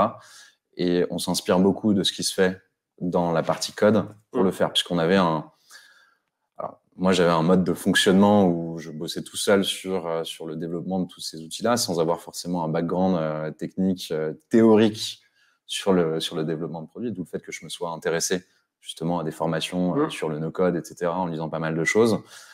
Mais de fait, on n'apprend pas un métier en 3 mois. Donc c'est aussi intéressant dans cette perspective-là d'arriver à structurer les bonnes méthodes, les bons process qui vont demain aussi faire le lien avec ceux qui existent dans l'univers code pour que tu arrives en fait aussi à avoir une sorte de cohésion d'équipe avec des personnes qui vont manipuler en fait des langages différents, des outils différents, des plateformes différentes, etc. Et en fait, demain, l'ambition, c'est que en fait, ça puisse se plugger, ça puisse travailler ensemble. Là, la partie code est en train de poser les fondations. Donc, pour le moment, on n'a pas encore eu l'occasion de plugger des choses ensemble, parce que voilà, il y a un investissement initial en termes de temps, de développement, etc., pour trouver et mettre en place les stacks. Mais demain, c'est l'ambition d'arriver à justement mixer tout ça et que ce ne soit pas 2 équipes en silo. Et donc, du coup, avoir, que ce soit d'un côté ou de l'autre, des personnes qui s'intéressent mutuellement au langage, à la substance qui est travaillée par chacun des 2 côtés, c'est ultra intéressant. Aujourd'hui, nous, c'est ce qu'on cherche, que ce soit d'un point de vue dev ou d'un point de vue no-code, des personnes qui vont pas en faire justement voilà, une matière qui leur est propre. Ok, moi je fais du no-code, moi je fais du dev. Non, c'est ok, tu fais effectivement du no-code, mais l'intérêt, il est dans la combinaison et l'hybridation des 2. Et aujourd'hui, dans notre recrutement, on fait particulièrement attention à ça. Donc, c'est pas forcément gênant s'il n'est pas un expert de l'un ou de l'autre, etc. Mais que tu aies cette volonté et cette possibilité de dire, OK, en fait, je peux ouvrir le champ des possibles en étant très pragmatique sur la substance que je vais utiliser. Et alors, est-ce que vous avez du coup en équipe élaboré une sorte de framework en fait de recrutement avec un test technique qui est du coup plus proche du dev, où vous mettez cette personne sur un outil no-code, sur une problématique que vous avez eue et fais ce que tu veux en fait sur Airtable, Excel ou autre. C'était quoi le sujet dessus, si tu peux partager? Non, aujourd'hui, on n'a pas de test technique qui permet de tester l'un et l'autre en même temps. Ça se joue vraiment au côté entretien. On a un premier screening qui est fait plutôt par notre équipe RH qui voilà, va avoir un premier appel sur lequel ils sont briefés justement sur le côté très hybridation qu'on va avoir. Et ensuite, ça joue aussi sur l'entretien que je mène au cours de recrutement, et le case study en fait qu'on met à dispo, il est assez large en fait, parce que pour le moment, on est une petite équipe tech en train de se monter, donc il est très dur d'avoir justement tout de suite un expert d'un outil, d'un sujet, etc. Donc je cherche plutôt des personnes qui vont être en transverse sur plusieurs outils, que ce soit plutôt sur une partie front, back ou automatisation, data, etc. Et plutôt avec un état d'esprit, en fait, qui va plutôt venir parce que il est passionné par son métier, le fait d'aller plus loin sur les matières qu'il maîtrise déjà, qui est concerné par le sujet, bien évidemment, puisqu'en fait, le but, c'est pas de se dire on a fait un projet en no-code ou on a un projet en code. C'est de dire, putain, on a réussi à atteindre les ambitions de la mission qu'on s'est fixée au niveau de each one. Carrément. Et aujourd'hui, on a des personnes qui sont véritablement drivés par ça et qui ont la volonté en fait d'apporter leur pierre à l'édifice parce qu'ils savent, par les matières qu'ils maîtrisent et par leur connaissance technique, tout en s'ouvrant à d'autres moyens de le faire, mais avec une optique qui est la mission de each one. Et du coup, en tant que product builder, est-ce qu'il y a des qualités que tu recherches tout particulièrement? Alors, plutôt là, dans le cas des soft skills, plutôt que des hard skills, puisque ce que tu me disais, finalement, on regarde si peut-être ils savent un peu dev, si du coup ils connaissent un peu les outils no-code, mais tu le dis, ils vont évoluer ces gens-là en fait dans l'entreprise. Each one, vous êtes en train de grossir. Ouais. Du coup, j'imagine, vous finirez par recruter une équipe qui va grossir également sur la partie product builder. C'est quoi les qualités que tu recherches en fait chez ces personnes-là et que tu regardes? Dans un premier temps, puisqu'on n'est pas encore dans une optique d'expertisation sur un sujet, mais plutôt très transverse, parce que le but, c'est vraiment de créer la base de ce que vont être tous les produits each one, que ce soit à destination de l'interne ou de l'externe. Je vais plutôt chercher des personnes qui vont avoir un esprit d'ouverture, aller tester de nouveaux outils, faire des choix aussi sur des stacks, mais des choix pertinents. Parce que, on voit tous les outils no-code qui pop-up un peu à droite, à gauche. Il faut arriver à faire des choix pertinents sur des stacks qui, dans 6 mois, ne vont pas nous péter dans les mains parce qu'il n'y a pas eu d'investissement sur cette plateforme-là, parce que c'était un peu le shiny tool du moment. Ouais. Et donc, du coup, on n'entend plus parler 6 mois après. Donc, qui vont avoir cette volonté de s'informer, de continuer d'aller découvrir aussi les outils qui seront nos outils aussi demain. Je pense qu'ils vont avoir aussi la volonté d'être aussi dans l'expérience terrain, très au contact des personnes qui sont chez nous dans le delivery, puisque l'équipe est très dans l'humain, dans l'opérationnel, etc. Donc, il faut être aussi beaucoup à l'écoute et dans la dans la culture de questionner le besoin et le process, puisque pendant très longtemps... Ils font du produit, quoi. Exactement. Ouais, donc un aspect très product manager internalisé, même si on a Valentine qui est en product management de manière globale pour arriver à coordonner tout ça. Mais voilà, il y a un aspect relationnel qui est ultra important parce que pendant 4 ans, on a fait 100. Et donc, les personnes étaient habituées à développer eux-mêmes leurs solutions tout de suite, quasiment dans la foulée. Tiens, en fait, on a ce problème-là, on va faire ça. Sans te demander à toi. Alors, si, quand ça devenait plus complexe, mais pas toujours, parce qu'en fait, moi, je me devais aussi de donner la liberté, parce qu'en fait, je pouvais pas être au four et au moulin sur tous les sujets. Donc, même dans une petite boîte, il y a du shadow IT, en fait. C'est ça que tu es en train de me dire, en fait. Complètement. C'est génial. Mais ça provient aussi c'est aussi les dangers du no-code, d'une certaine manière. C'est à la fois l'avantage et l'inconvénient. C'est que tu permets à des gens de prototyper aussi très rapidement, mais dès que ça commence à grandir en termes de complexité et aussi d'effet levier sur tout ce que tu vas automatiser, bah derrière, l'effet domino, il peut être violent si on te pète ta machine à l'autre bout. Donc, il faut aussi penser à cette structuration-là. Et donc, du coup, bah, c'est aussi une compétence que d'arriver à faire réfléchir les personnes d'une manière différente sur leurs besoins, sur leurs process, plus que sur la solution que eux voient de manière immédiate parce qu'ils ont eu l'habitude d'être dans cet environnement. Carrément. OK. Et donc, du coup, demain, effectivement, on cherchera peut-être plus des experts sur l'un ou l'autre des sujets, sur de l'automatisation, sur de l'interfaçage, je ne sais pas si ça se dit en français, mais ou de la base de données, etc., la structure, mais ça arrivera. Mais pour le moment, on est plutôt des généralistes, entre guillemets. Et alors, pour justement continuer un petit peu sur l'équipe, tu as recruté donc 3 profils tech, vraiment tech, tu disais 10 ans d'expérience. Quand tu leur as dit, les gars, puisque là, en l'espèce, c'est des mecs, les gars, nous, on fait du no-code par contre, et on aimerait bien garder ça.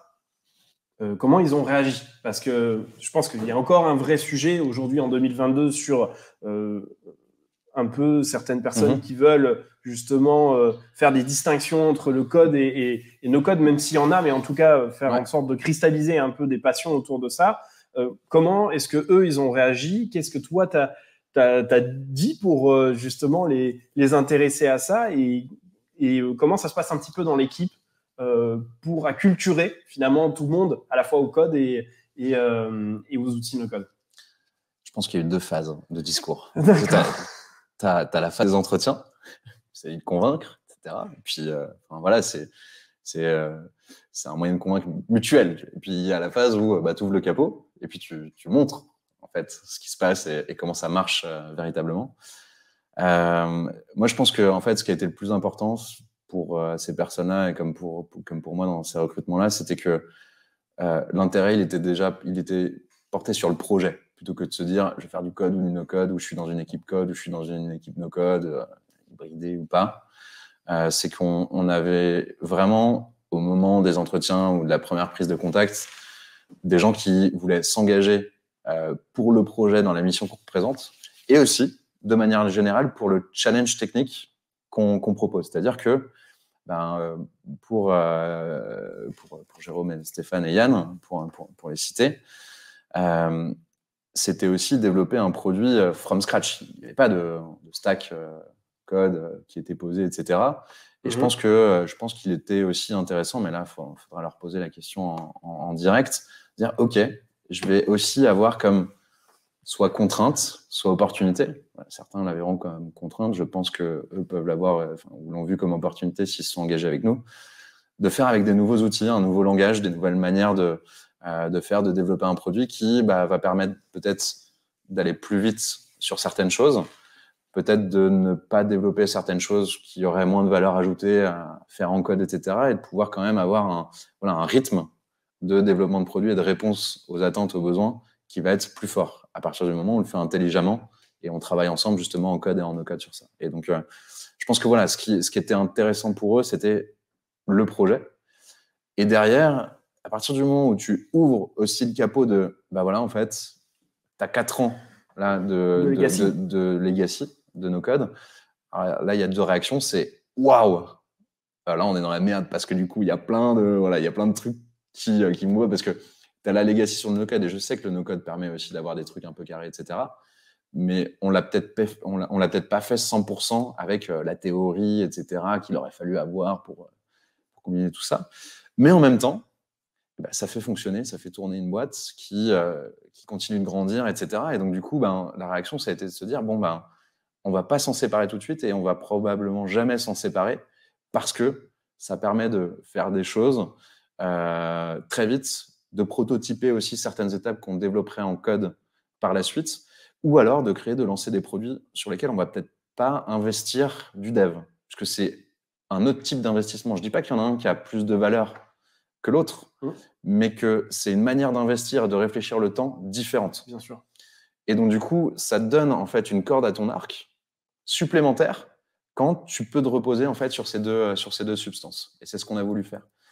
Et donc, du coup, je pense que voilà, là où ça a bien marché, en tout cas, ça fait 6 mois qu'on est en train de mettre en place tout ça, c'est que l'ensemble des personnes qui sont dans cette équipe ont bien compris ça et sont en ordre de marche là-dessus. Et donc, on continue aussi d'avoir des rituels aussi pour faire découvrir un peu les choses d'un monde et de l'autre qui continuent de se partager. Donc, c'est ultra important aussi d'avoir cette dimension de partage. Et est-ce que vous avez un peu acté avec l'équipe dev et l'équipe de product builder sur chacun des focus en termes particuliers sur toi, tu développeras que les API ou que tel segment et toi, tu feras que de l'automatisation pour telle et telle personne, ou en fait, c'est encore assez ouvert, ou est-ce que vous avez déjà défini des périmètres de qui va faire quoi? Parce que ça, c'est assez intéressant finalement de se dire, du coup, effectivement, ça, il va y avoir des équipes hybrides. C'est comme ça qu'il faut concevoir, je pense, l'accès aux outils no-code. Mais est-ce qu'il va y avoir des périmètres? Est-ce que ces périmètres seront pareils pour toutes les entreprises? Vous avez fait quoi chez Itch-One? On a établi des sujets sur lesquels en fait, on est plutôt parti de qu'est-ce qu'on allait mettre plutôt dans la banette des développeurs en code. Donc, assets critiques ou assets réglementés. Assets, oui. Sur la ce matière. Que vous voulez produire, ouais, bien sûr. Exactement. Donc, nous, il nous semblait que tout ce qui allait toucher aux candidats, personnes réfugiées, etc., allait pouvoir, en fait, potentiellement devenir critique assez vite. Et donc, du coup, on a plus centré la partie code sur ça pour avoir un fit to need parfait, donc collé aux besoins exacts de l'utilisateur final, pouvoir coller aussi aux besoins de potentiels partenaires qu'on va avoir, sur lesquels en fait il faut un niveau de sécurité, une propriété aussi du code, de la data qui soit propre à Itch-One, parce que du coup ça peut rendre les choses compliquées par rapport au type d'acteurs avec lesquels on va travailler, notamment Pôle emploi, etc. De se dire, en fait, ça repose sur un système de données américain ou un logiciel dont on n'est pas propriétaire. Donc, il fallait qu'on puisse se préserver de ça ou potentiellement montrer qu'on a la capacité de le développer. Et de se dire, pour la partie no-code, en fait, on va se concentrer sur plutôt des problématiques opérationnelles internes pour, en fait, casser tous les moments de friction au niveau du déploiement d'un projet. Donc, il passe aussi beaucoup par de l'automatisation. Et c'est en cela que je trouve qu'il y a des outils aussi no-code qui arrivent à parler aux deux mondes de manière peut-être beaucoup plus facile. Airtable, ça l'est peut-être un peu moins, encore que. Mais par exemple, Make, là-dessus, en fait... Voilà, un outil d'automatisation, je pense que... Exactement, ouais. Anciennement Integromat. Voilà.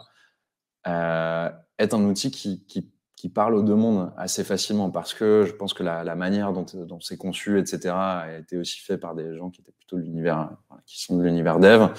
Et donc là, c'est aussi la compréhension d'un intérêt quasi immédiat pour ce outil-là. OK, les automatisations, on va pas s'embêter à recréer un système d'automatisation en interne chez Itch-One. Il y a des outils qui le font très bien, qui peuvent aussi permettre d'aller très loin en termes de performance. Et donc voilà, ça a commencé comme ça. C'est une première étape. Ce qui nous manque aujourd'hui, c'est potentiellement d'arriver à plugger les rituels, etc. Et le travail en équipe, parce qu'aujourd'hui, la dimension de versionning, de remontée d'erreurs, etc., croisée, se fait pas encore naturellement. Je sais que voilà, il y a plusieurs projets qui se montent autour de ça, et je pense qu'on sera parmi les premiers consommateurs, en tout cas, de ce type de solutions-là, qui permettront de faire collaborer dev et personnes en no-code. C'est un vrai sujet. Ce sera l'occasion d'un autre podcast, effectivement, de parler un peu de tous ces problèmes sur les outils no-code, sur la partie collaboration, sur la partie test, sur la partie versionning. Aussi, ça, c'est des vrais sujets. Mais pour ceux qui recrutent aussi, moi, ça fait partie, en fait, des questions lorsqu'on a recruté des personnes qui venaient plutôt de l'univers tech dev. Mais comment vous faites sur cette partie-là, le côté collaboratif, le côté versionning? Ah, mais attends, mais en fait, là, quand tu modifies un truc, c'est tout de suite en prod. Sur Airtable, par exemple. Bah oui. Et donc, du coup, c'est un mode de pensée un petit peu différent. Et donc, je pense qu'il y a une recette à trouver qu'on commence à travailler justement chez H1 et sur lesquels on est en train de créer un premier niveau de pratique.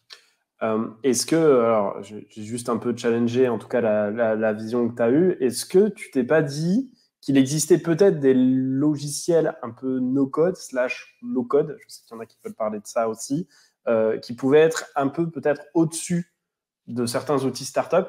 Moi, je pense beaucoup par exemple à l'écosystème en fait Microsoft et à la Power Platform, qui potentiellement en fait inclut très bien la partie sécurité en fait avec Dataverse. On y reviendra plus précisément. Je ne détaille pas trop non plus sur la Power Platform, mais je pense que ça aurait pu convaincre. Ou alors, après, j'ai pas testé, mais c'est quand même des gros acteurs type Outseta, Mendix, etc. C'est des choses que tu avais regardées où tu t'es dit non, je préfère partir avec une équipe tech. On va faire notre, parce que il faut pas l'oublier non plus, et c'est un vrai sujet, c'est que vous êtes en train de construire une boîte dans laquelle vous développez des assets.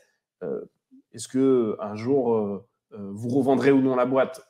Ça, je vous le souhaite en tout cas, que ça marche bien. Mais ça fait partie de vos assets aussi. Et c'est vrai que sur la partie plus no-code, c'est un asset qui ne nous appartient pas vraiment, puisque finalement, déjà, on ne peut pas tellement récupérer le code, on ne peut pas avoir plein de choses. Il s'avère que, par exemple, dans le cas de la Power Platform, la question de la collaboration, la question du RGPD, la question des tests, et même de la portabilité en fait d'applications est possible. Pour le coup, est-ce que c'est des choses que toi t'avais regardé, t'avais challengé? Juste, est-ce que t'avais regardé? Pour être très honnête, non. Moi, c'était un univers que je connaissais peu, dont j'ai entendu parler du coup en écoutant différents podcasts qui commencent justement à sortir un peu ça du bois, comme on dit. Je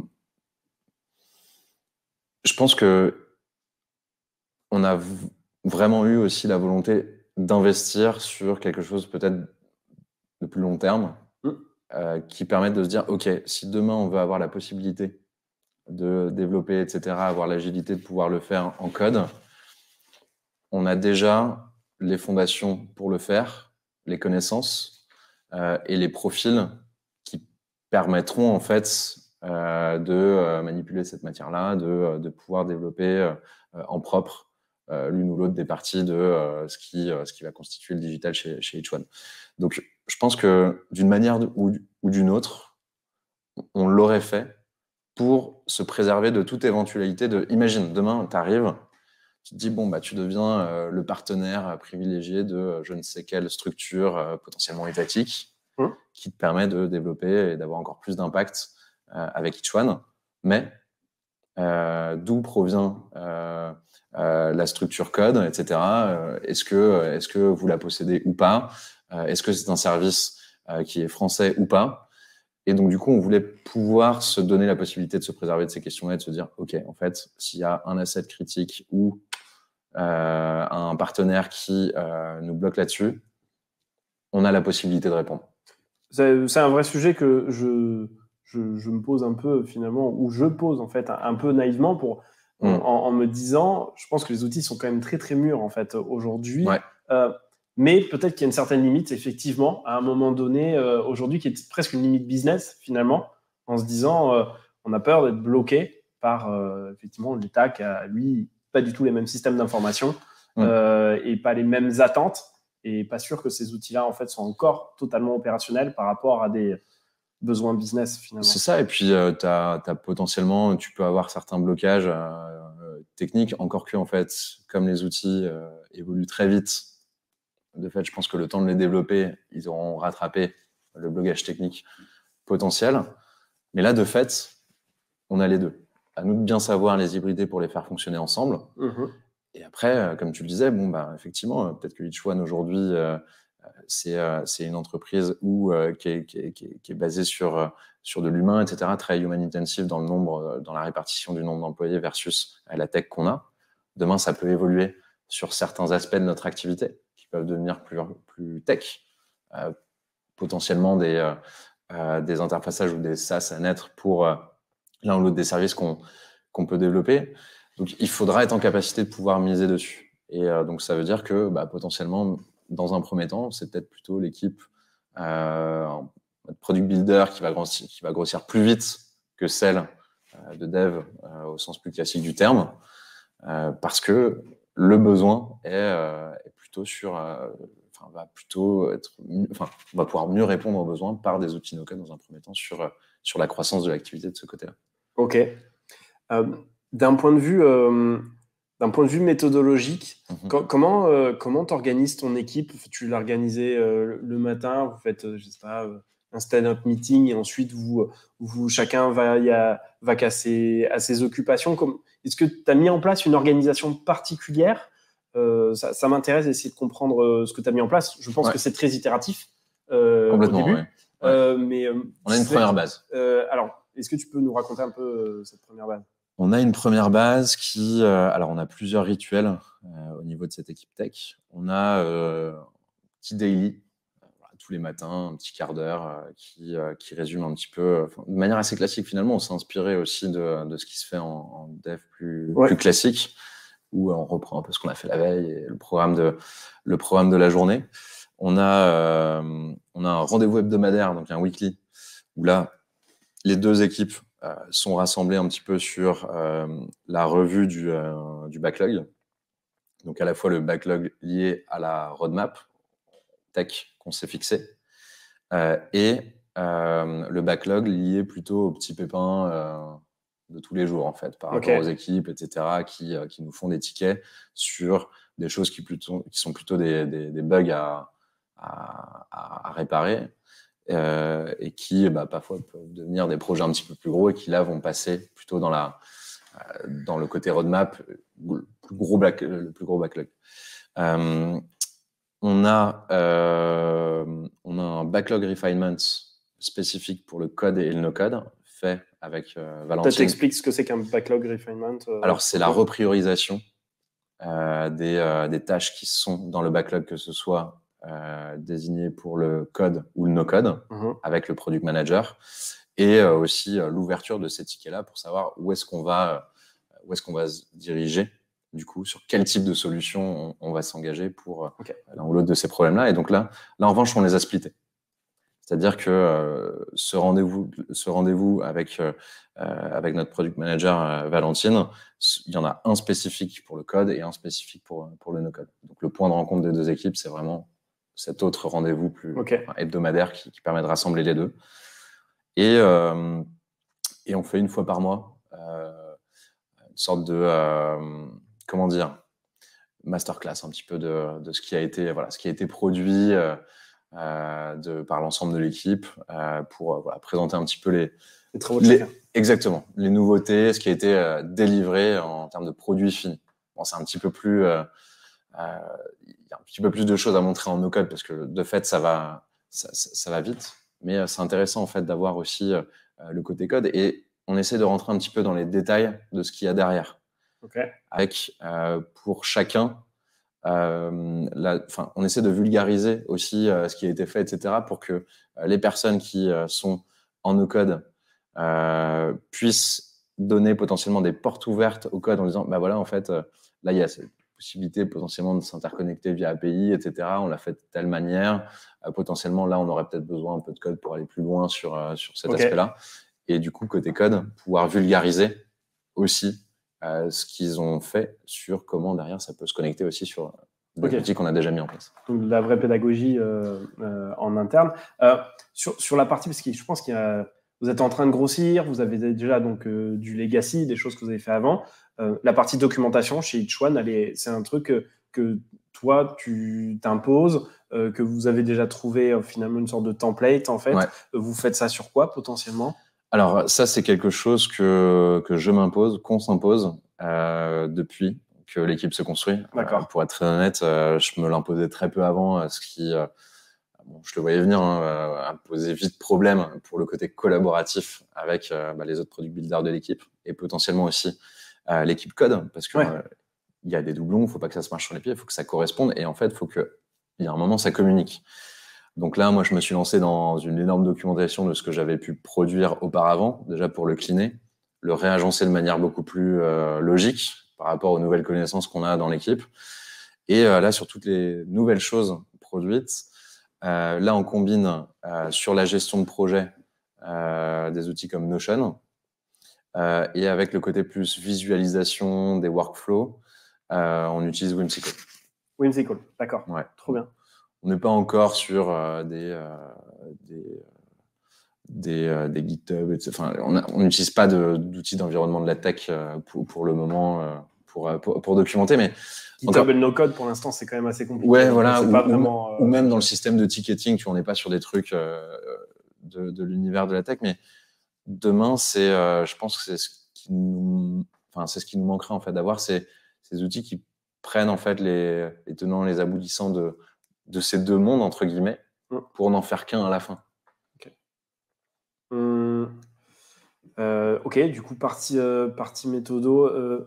Autre point, alors la méthodo, vous l'écrivez en français ou en anglais? Parce que j'imagine peut-être qu'il y a une idée d'internationalisation derrière each one. C'est vrai que moi, je suis plutôt partisan d'une documentation anglophone, notamment, même, je suis assez partisan de l'anglais parce que même la documentation finalement des outils ou même des forums est souvent en anglais, donc c'est vraiment quelque chose que j'essaie de pousser d'un point de vue pour les product builders. Et comment vous avez vu ça en fait chez each one? Alors, on est en train de repasser, parce que on est en train de repasser en anglais beaucoup de choses, justement dans cette perspective d'internationalisation qui va arriver vite. Je dirais il y a deux étages, parce qu'on documente finalement pour deux équipes, on documente pour la partie technique et on documente aussi le lien de ce qui se passe pour les opérationnels sur le terrain. Okay. Donc nos schémas Whimsical, ils sont autant de la documentation pour nous que pour les opérationnels qui vont inclure ça dans leur process et rédiger leur process autour de ça. Okay. Donc cette première partie, on la rédige en français, mais derrière... Pour les opérationnels. Exactement. Puisqu'on n'a que des opérationnels en France pour le moment, même si voilà, ils sont en capacité, il n'y a pas de souci sur l'anglais, mais voilà, pour le moment, on a laissé ça en français.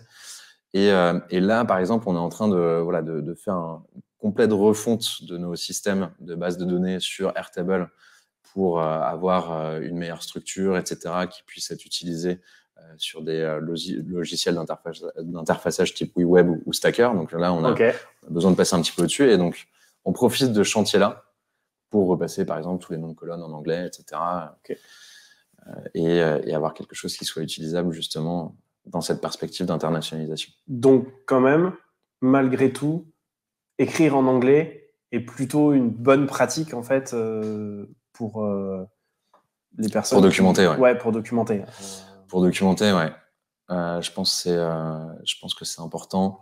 Même potentiellement pour aller chercher de l'aide sur un forum, en fait. Et si tu veux qu'un Américain t'aide, potentiellement, ça peut peut-être être plus simple aussi. Oui, pour chercher ton information, mais de manière générale. Bon, tu as des ressources qui commencent à arriver en français, mais dans ces métiers de dev, de manière générale, que ce soit en code ou en no-code, la ressource, tu vas souvent la chercher par toi-même. Google est ton meilleur ami. Voilà. Et donc, c'est dommage de pas aller justement sur ce contenu-là parce qu'on maîtrise pas une langue, alors que souvent, ces logiciels démarrent de l'anglais. Donc, voilà, il faut y aller. Ensuite, c'est une vraie question sur la documentation, quel niveau de rédaction il faut, etc. Je pense que il y a quand même un langage de base qu'il faut effectivement maîtriser. Dernière question sur la méthodo et on aura bientôt fini. Est-ce que, tu vois, j'ai interviewé une personne chez Alan qui est du coup knowledge manager, donc qui cherche qui est en charge en fait de toute la documentation Ouais. chez Alan. Est-ce que potentiellement c'est quelque chose que tu pourrais envisager en fait chez Each One sur la partie méthodologie pour avoir en fait cette partie knowledge management sur alors pas seulement finalement que sur les outils no-code, mais est-ce que c'est quelque chose qui pourrait être intéressant dans ton équipe d'avoir ça, ou en fait c'est le rôle du product builder de documenter ses propres process. Toi, tu parles de documenter ce qui est produit ou de documenter la méthodologie elle-même? En fait, il y a forcément un petit peu des deux. Ce qui s'est passé, c'est que, tu vois, dans le cas d'un knowledge manager, en fait, du coup, il manage toute la connaissance. Donc, en fait, la connaissance est produite en règle générale par les métiers. Mais du coup, on pourrait imaginer un knowledge manager spécialisé, en fait, sur la tech. Parce que, surtout quand c'est assez crucial dans une boîte, avoir une personne qui sache organiser ça, c'est pas la même chose qu'organiser les process RH, tu vois. Donc, et du coup, c'était juste pour comprendre à quel point ça pouvait être quelque chose d'important, mais c'est un peu prospectif, hein, je suis d'accord. Mais... Pour le moment, au niveau de maturité où on est arrivé, c'est la personne qui produit qui documente elle-même. Et c'est toi qui revois en fait la doc ou pas? Alors, ce qu'on fait, c'est qu'on fonctionne par binôme, du coup, sur un projet, notamment côté no-code. Ils le font aussi côté code, hein, parce que c'est une pratique, ce qu'on appelle de peer programming. Exactement. J'ai failli réutiliser ce concept-là, et tu m'as enlevé les mots de la bouche. On fait la même chose, du coup, côté no-code, pour repasser derrière. Ça permet aussi de comprendre aussi les bonnes pratiques. On a, avec Clara, une page Notion qu'on est en train de structurer sur toutes les bonnes pratiques, etc. Par exemple, ne serait-ce que la manière de faire une automatisation. Un scénario sur Make, en fait, on pourrait arriver au résultat de 15 manières différentes. Le but, c'est qu'on arrive à avoir une manière en fait cohérente pour la faire, pour que demain, en fait, si tu viens en support de ce scénario-là, comme tu sais qu'on emprunte la même méthode pour faire un re-update de je sais pas quoi, tu comprends comment elle a été faite. Et donc, du coup, le fait de repasser, etc., en tout cas d'avoir ce binôme-là, permet de de retamiser un petit peu ce qui a été fait et de repérer en fait les bonnes pratiques. Donc ça, on le fait, on continue de le faire parce que justement la personne qui rédige cette doc est celle qui produit. Mais du coup, effectivement, il y a un côté binôme là-dessus. Et demain, si on est dans la position d'Alan avec je sais pas combien ils sont de dev, etc., je sais pas la quantité de produits, de features qui déploient, ce sera peut-être nécessaire d'avoir effectivement une personne qui soit spécialisée là-dedans. Parce que c'est tout un art aussi de transmettre l'information. Bien sûr. De la rendre claire, qui plus est traduite en anglais pour qu'elle soit potentiellement utilisée par d'autres, et qu'on puisse optimiser justement le temps de prod de ceux qui vont déployer ces outils-là pour peut-être éviter qu'ils soient trop dans le rédactionnel. Mais je pense que c'est super important. Et si tu veux avoir du collaboratif qui fasse sens, etc., et empêcher les silos de personnes qui sont un petit peu tout seules à développer des choses dans leur coin, ou sur lequel on ne peut pas apporter de support. Je pense que c'est une dimension ultra importante. Mais nous, on est encore à un niveau de maturité où on combine au niveau du poste. Ça va arriver. Et justement, sur un peu ces perspectives, ton équipe, elle va grossir en fait de product builder, mais également de dev peut-être plus classique. Toi qui étais dans l'opérationnel, je le sais, qui aime beaucoup en fait toute la partie tech. Finalement, tu t'es vraiment passionné pour ces outils no-code. Mais toi, en tant que dirigeant, en tant qu'associé, à quel point tu vas pouvoir rester dans l'opérationnel par la suite? Comment tu vois ton rôle de... On pourrait même pas dire Head of Product Builder, parce que est-ce que tu as un rôle de CTO en fait? Comment toi tu vois ton rôle par la suite, et puis ton lien finalement avec les outils no-code peut-être dans les prochains mois, parce que une boîte comme la vôtre ça va vite, donc ça se compte pas en années en fait. Exactement.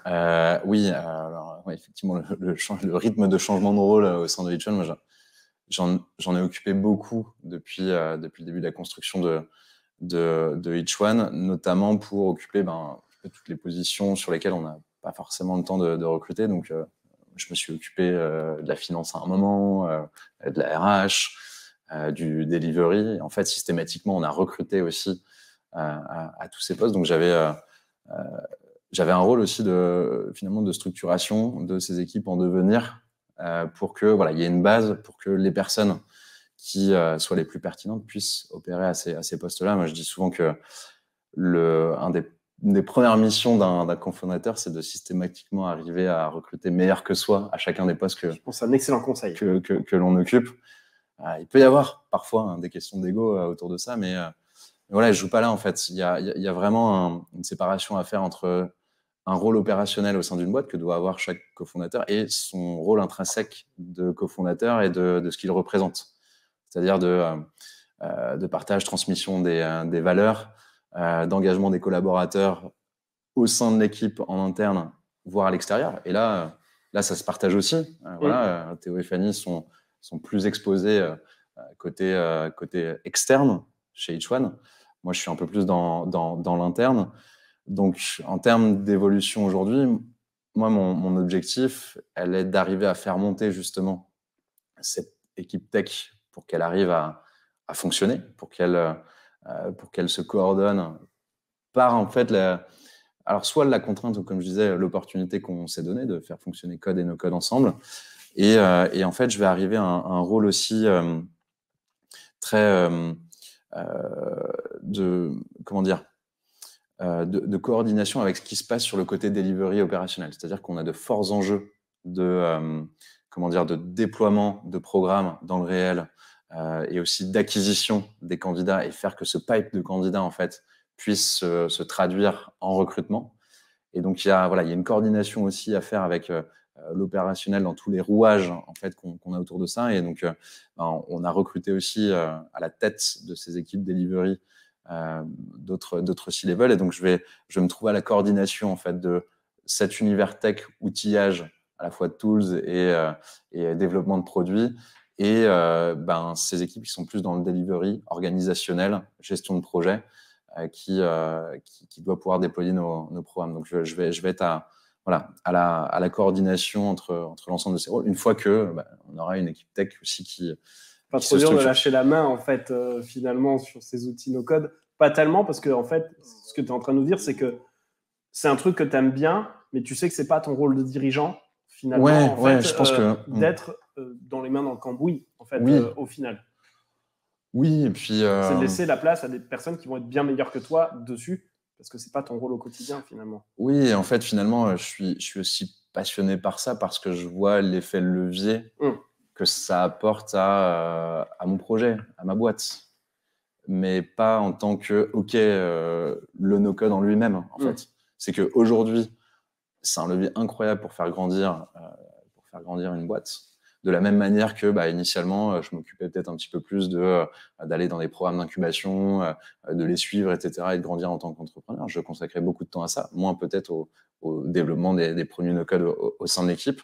Là, c'est un autre levier et c'est un petit peu ça aussi notre compétence en tant que cofondateur. C'est d'arriver à repérer en fait quels sont les leviers de croissance pour ta boîte, qu'ils soient externes, internes, opérationnels, sales, en fait, peu importe, et d'arriver à les capitaliser dessus, le structurer et mettre les bonnes personnes au bon moment sur ces activités-là une fois que c'est lancé et avoir pour rôle final de créer l'environnement qui fait que chacun s'épanouit sur son métier, chacun comprend ses missions, etc.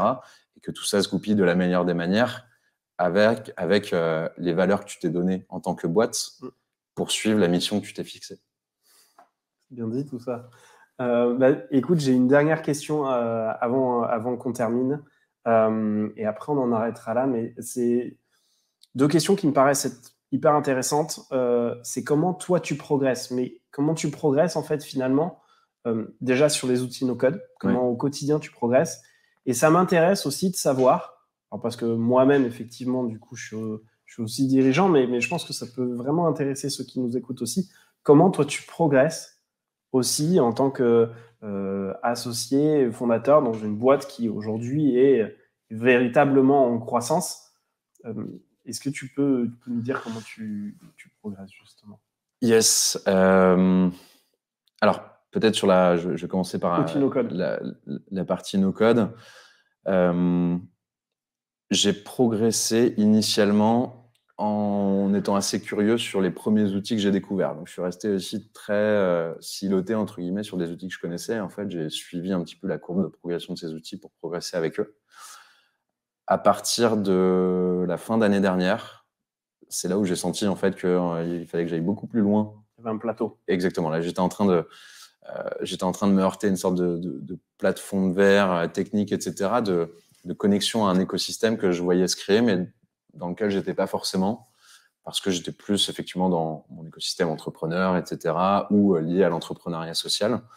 Et donc là, il a fallu que je refasse ce travail finalement de m'intéresser à un écosystème qui est assez porteur en ce moment, qui est fait de plein de personnes assez audibles sur des podcasts, sur des chaînes Slack, Code France, etc. Toutes les personnes, enfin presque youtubeurs qu'on trouve qui parlent d'outils no-code. Donc j'ai commencé à m'abonner à plein de newsletters, à aller voir en fait les chaînes. C'est comme ça que je t'ai connu, du coup. En m'abonnant à No Code Station. J'ai commencé à lire du contenu. On a la chance aussi chez Each One d'être accompagné par des incubateurs et des accélérateurs. Donc, j'ai parlé de Make Sense tout à l'heure.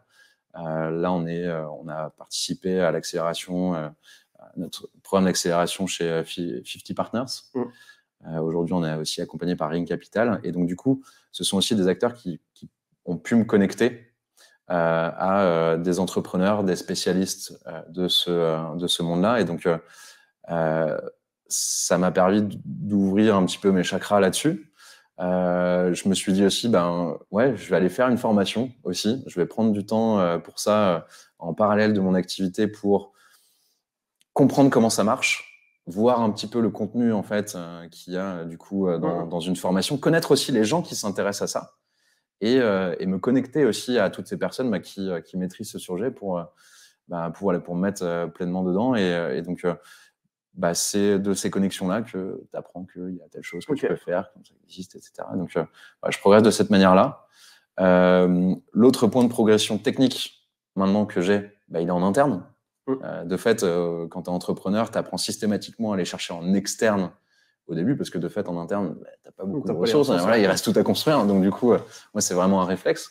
Mais maintenant, j'en ai aussi en interne. Donc, du coup, j'apprends vachement de toutes les personnes, du coup, qui sont en train de rejoindre l'équipe Each One aujourd'hui. Et du coup, l'autre question, donc, côté technique, on en est un petit peu là aujourd'hui. Côté technique, je vais aussi maintenant peut-être moins miser aussi sur le fait de monter en compétences, mais de plutôt créer l'environnement et les moyens pour faire que les personnes au sein de l'équipe puissent, eux, monter en compétences techniquement. Et là, je continue, moi, à aussi progresser en tant que fondateur, en tant que dirigeant. Plusieurs manières. Je pense que je revenais déjà sur le côté incubation, accélération. Ce sont aussi des structures qui te permettent de grandir en tant que dirigeant et en tant que cofondateur. Est-ce que tu veux mettre un petit stop pour qu'on aille fermer la porte? Attends, ouais, je juste... Hop. Tu peux couper ça ou pas? Ouais. Yes. Pardon, pas de souci. Bonsoir. Ouais, c'est juste pour fermer la porte. Ouais, on a fini. On a bientôt fini. Ouais. Ok. Tac. Ok. Tu me dis quand ça redémarre. Ouais, c'est bon. Ouais. Et du coup, grâce à ces structures-là, tu es coaché, accompagné. Je pense que le coaching est vachement important aussi parce que tu as besoin de repères, de concepts, de théories que tu as peut-être vu un petit peu comme bullshit initialement quand tu les vois en cours en business school, mais qui maintenant font peut-être un peu plus écho. Par les pairs aussi. Tu rencontres d'autres CEO, d'autres boîtes, etc., qui ont des parcours de vie parce que tu mixes pro et perso. Donc, tu dois apprendre à jongler aussi avec ça. Ou en tout cas, faire un petit peu la main ou en tout cas, voir comment d'autres ont fait en passant par ces étapes-là avant toi. Et je reviens aussi sur l'interne, en fait. On est en train de recruter des personnes plus seniors que nous, qui ont un point de vue qui est pertinent par rapport à une expérience, etc. Et en fait, l'objectif, finalement, systématiquement, pour pouvoir continuer de progresser et prendre les décisions, c'est de systématiquement avoir toutes les cartes sur la table, en fait, pour prendre les bonnes décisions. C'est pas forcément, on t'apporte pas forcément la solution, etc., pour directement te diriger vers ce qu'on t'a dit de faire, mais se dire, OK, la vraie compétence, je trouve, c'est notre capacité à avoir toutes les cartes et rassembler un maximum de cartes sur la table pour derrière faire son choix et le faire de la bonne manière. Trop bien. Écoute, je crois que c'est bon, on a pété tous les scores, 1h45 d'enregistrement. Je te propose qu'on s'arrête là. Un grand merci. 1h45. 1h45, ouais, c'est toujours plus long, mais c'est justifié. Exactement. Je voulais te remercier parce que c'était hyper riche. Moi, ce que j'ai bien aimé, c'est vraiment ton aventure entrepreneuriale qui est quand même assez singulière. Surtout montrer en fait que le choix que vous avez fait en fait de l'impact sur du business rentable en fait et ça, je trouvais que c'est hyper intelligent. Et puis, effectivement, toute cette partie no-code, de voir comment est-ce que vous l'organisez au quotidien, quel est votre stack, comment est-ce que ça se passe avec les développeurs. C'était hyper riche. Maxime, merci beaucoup pour ton temps et tu reviens bien évidemment quand tu veux. Yes. Et je vous dis à tous à très bientôt. Merci à toi. À bientôt. À plus. Ciao. Et voilà, c'est déjà fini. On va devoir se quitter ici. Merci beaucoup d'être resté jusqu'à la fin de ce podcast. J'espère bien évidemment que tu auras passé un bon moment et surtout que tu auras appris de nouvelles pratiques qui pourront t'aider dans ta carrière et tes projets. Mais avant de partir, si l'univers des outils no-code t'intéresse, n'hésite pas à nous suivre sur les réseaux sociaux où la discussion continue. Également à noter ce podcast 5 étoiles sur Apple Podcast pour nous soutenir et surtout à partager ce contenu à un maximum de personnes qui pourraient être intéressées. Si tu souhaites te former aux outils no-code, rendez-vous directement sur le site d'Uncode School. Si tu souhaites trouver un job ou embaucher un product builder dans ton entreprise, rends-toi directement sur productbuilder.fr où des centaines d'offres d'emploi no-code sont déjà présentes et n'attendent que toi. Tu connais peut-être même ma newsletter No Code Session où j'y parle de l'actualité no-code chaque semaine. Si tu n'es pas abonné, c'est le moment de le faire. Bref, tu connais la chanson, tous les liens sont en commentaire de ce podcast. D'ici là, je te souhaite une belle journée et je te dis à très vite pour un nouvel épisode. Et comme on dit, à ciao, bonsoir.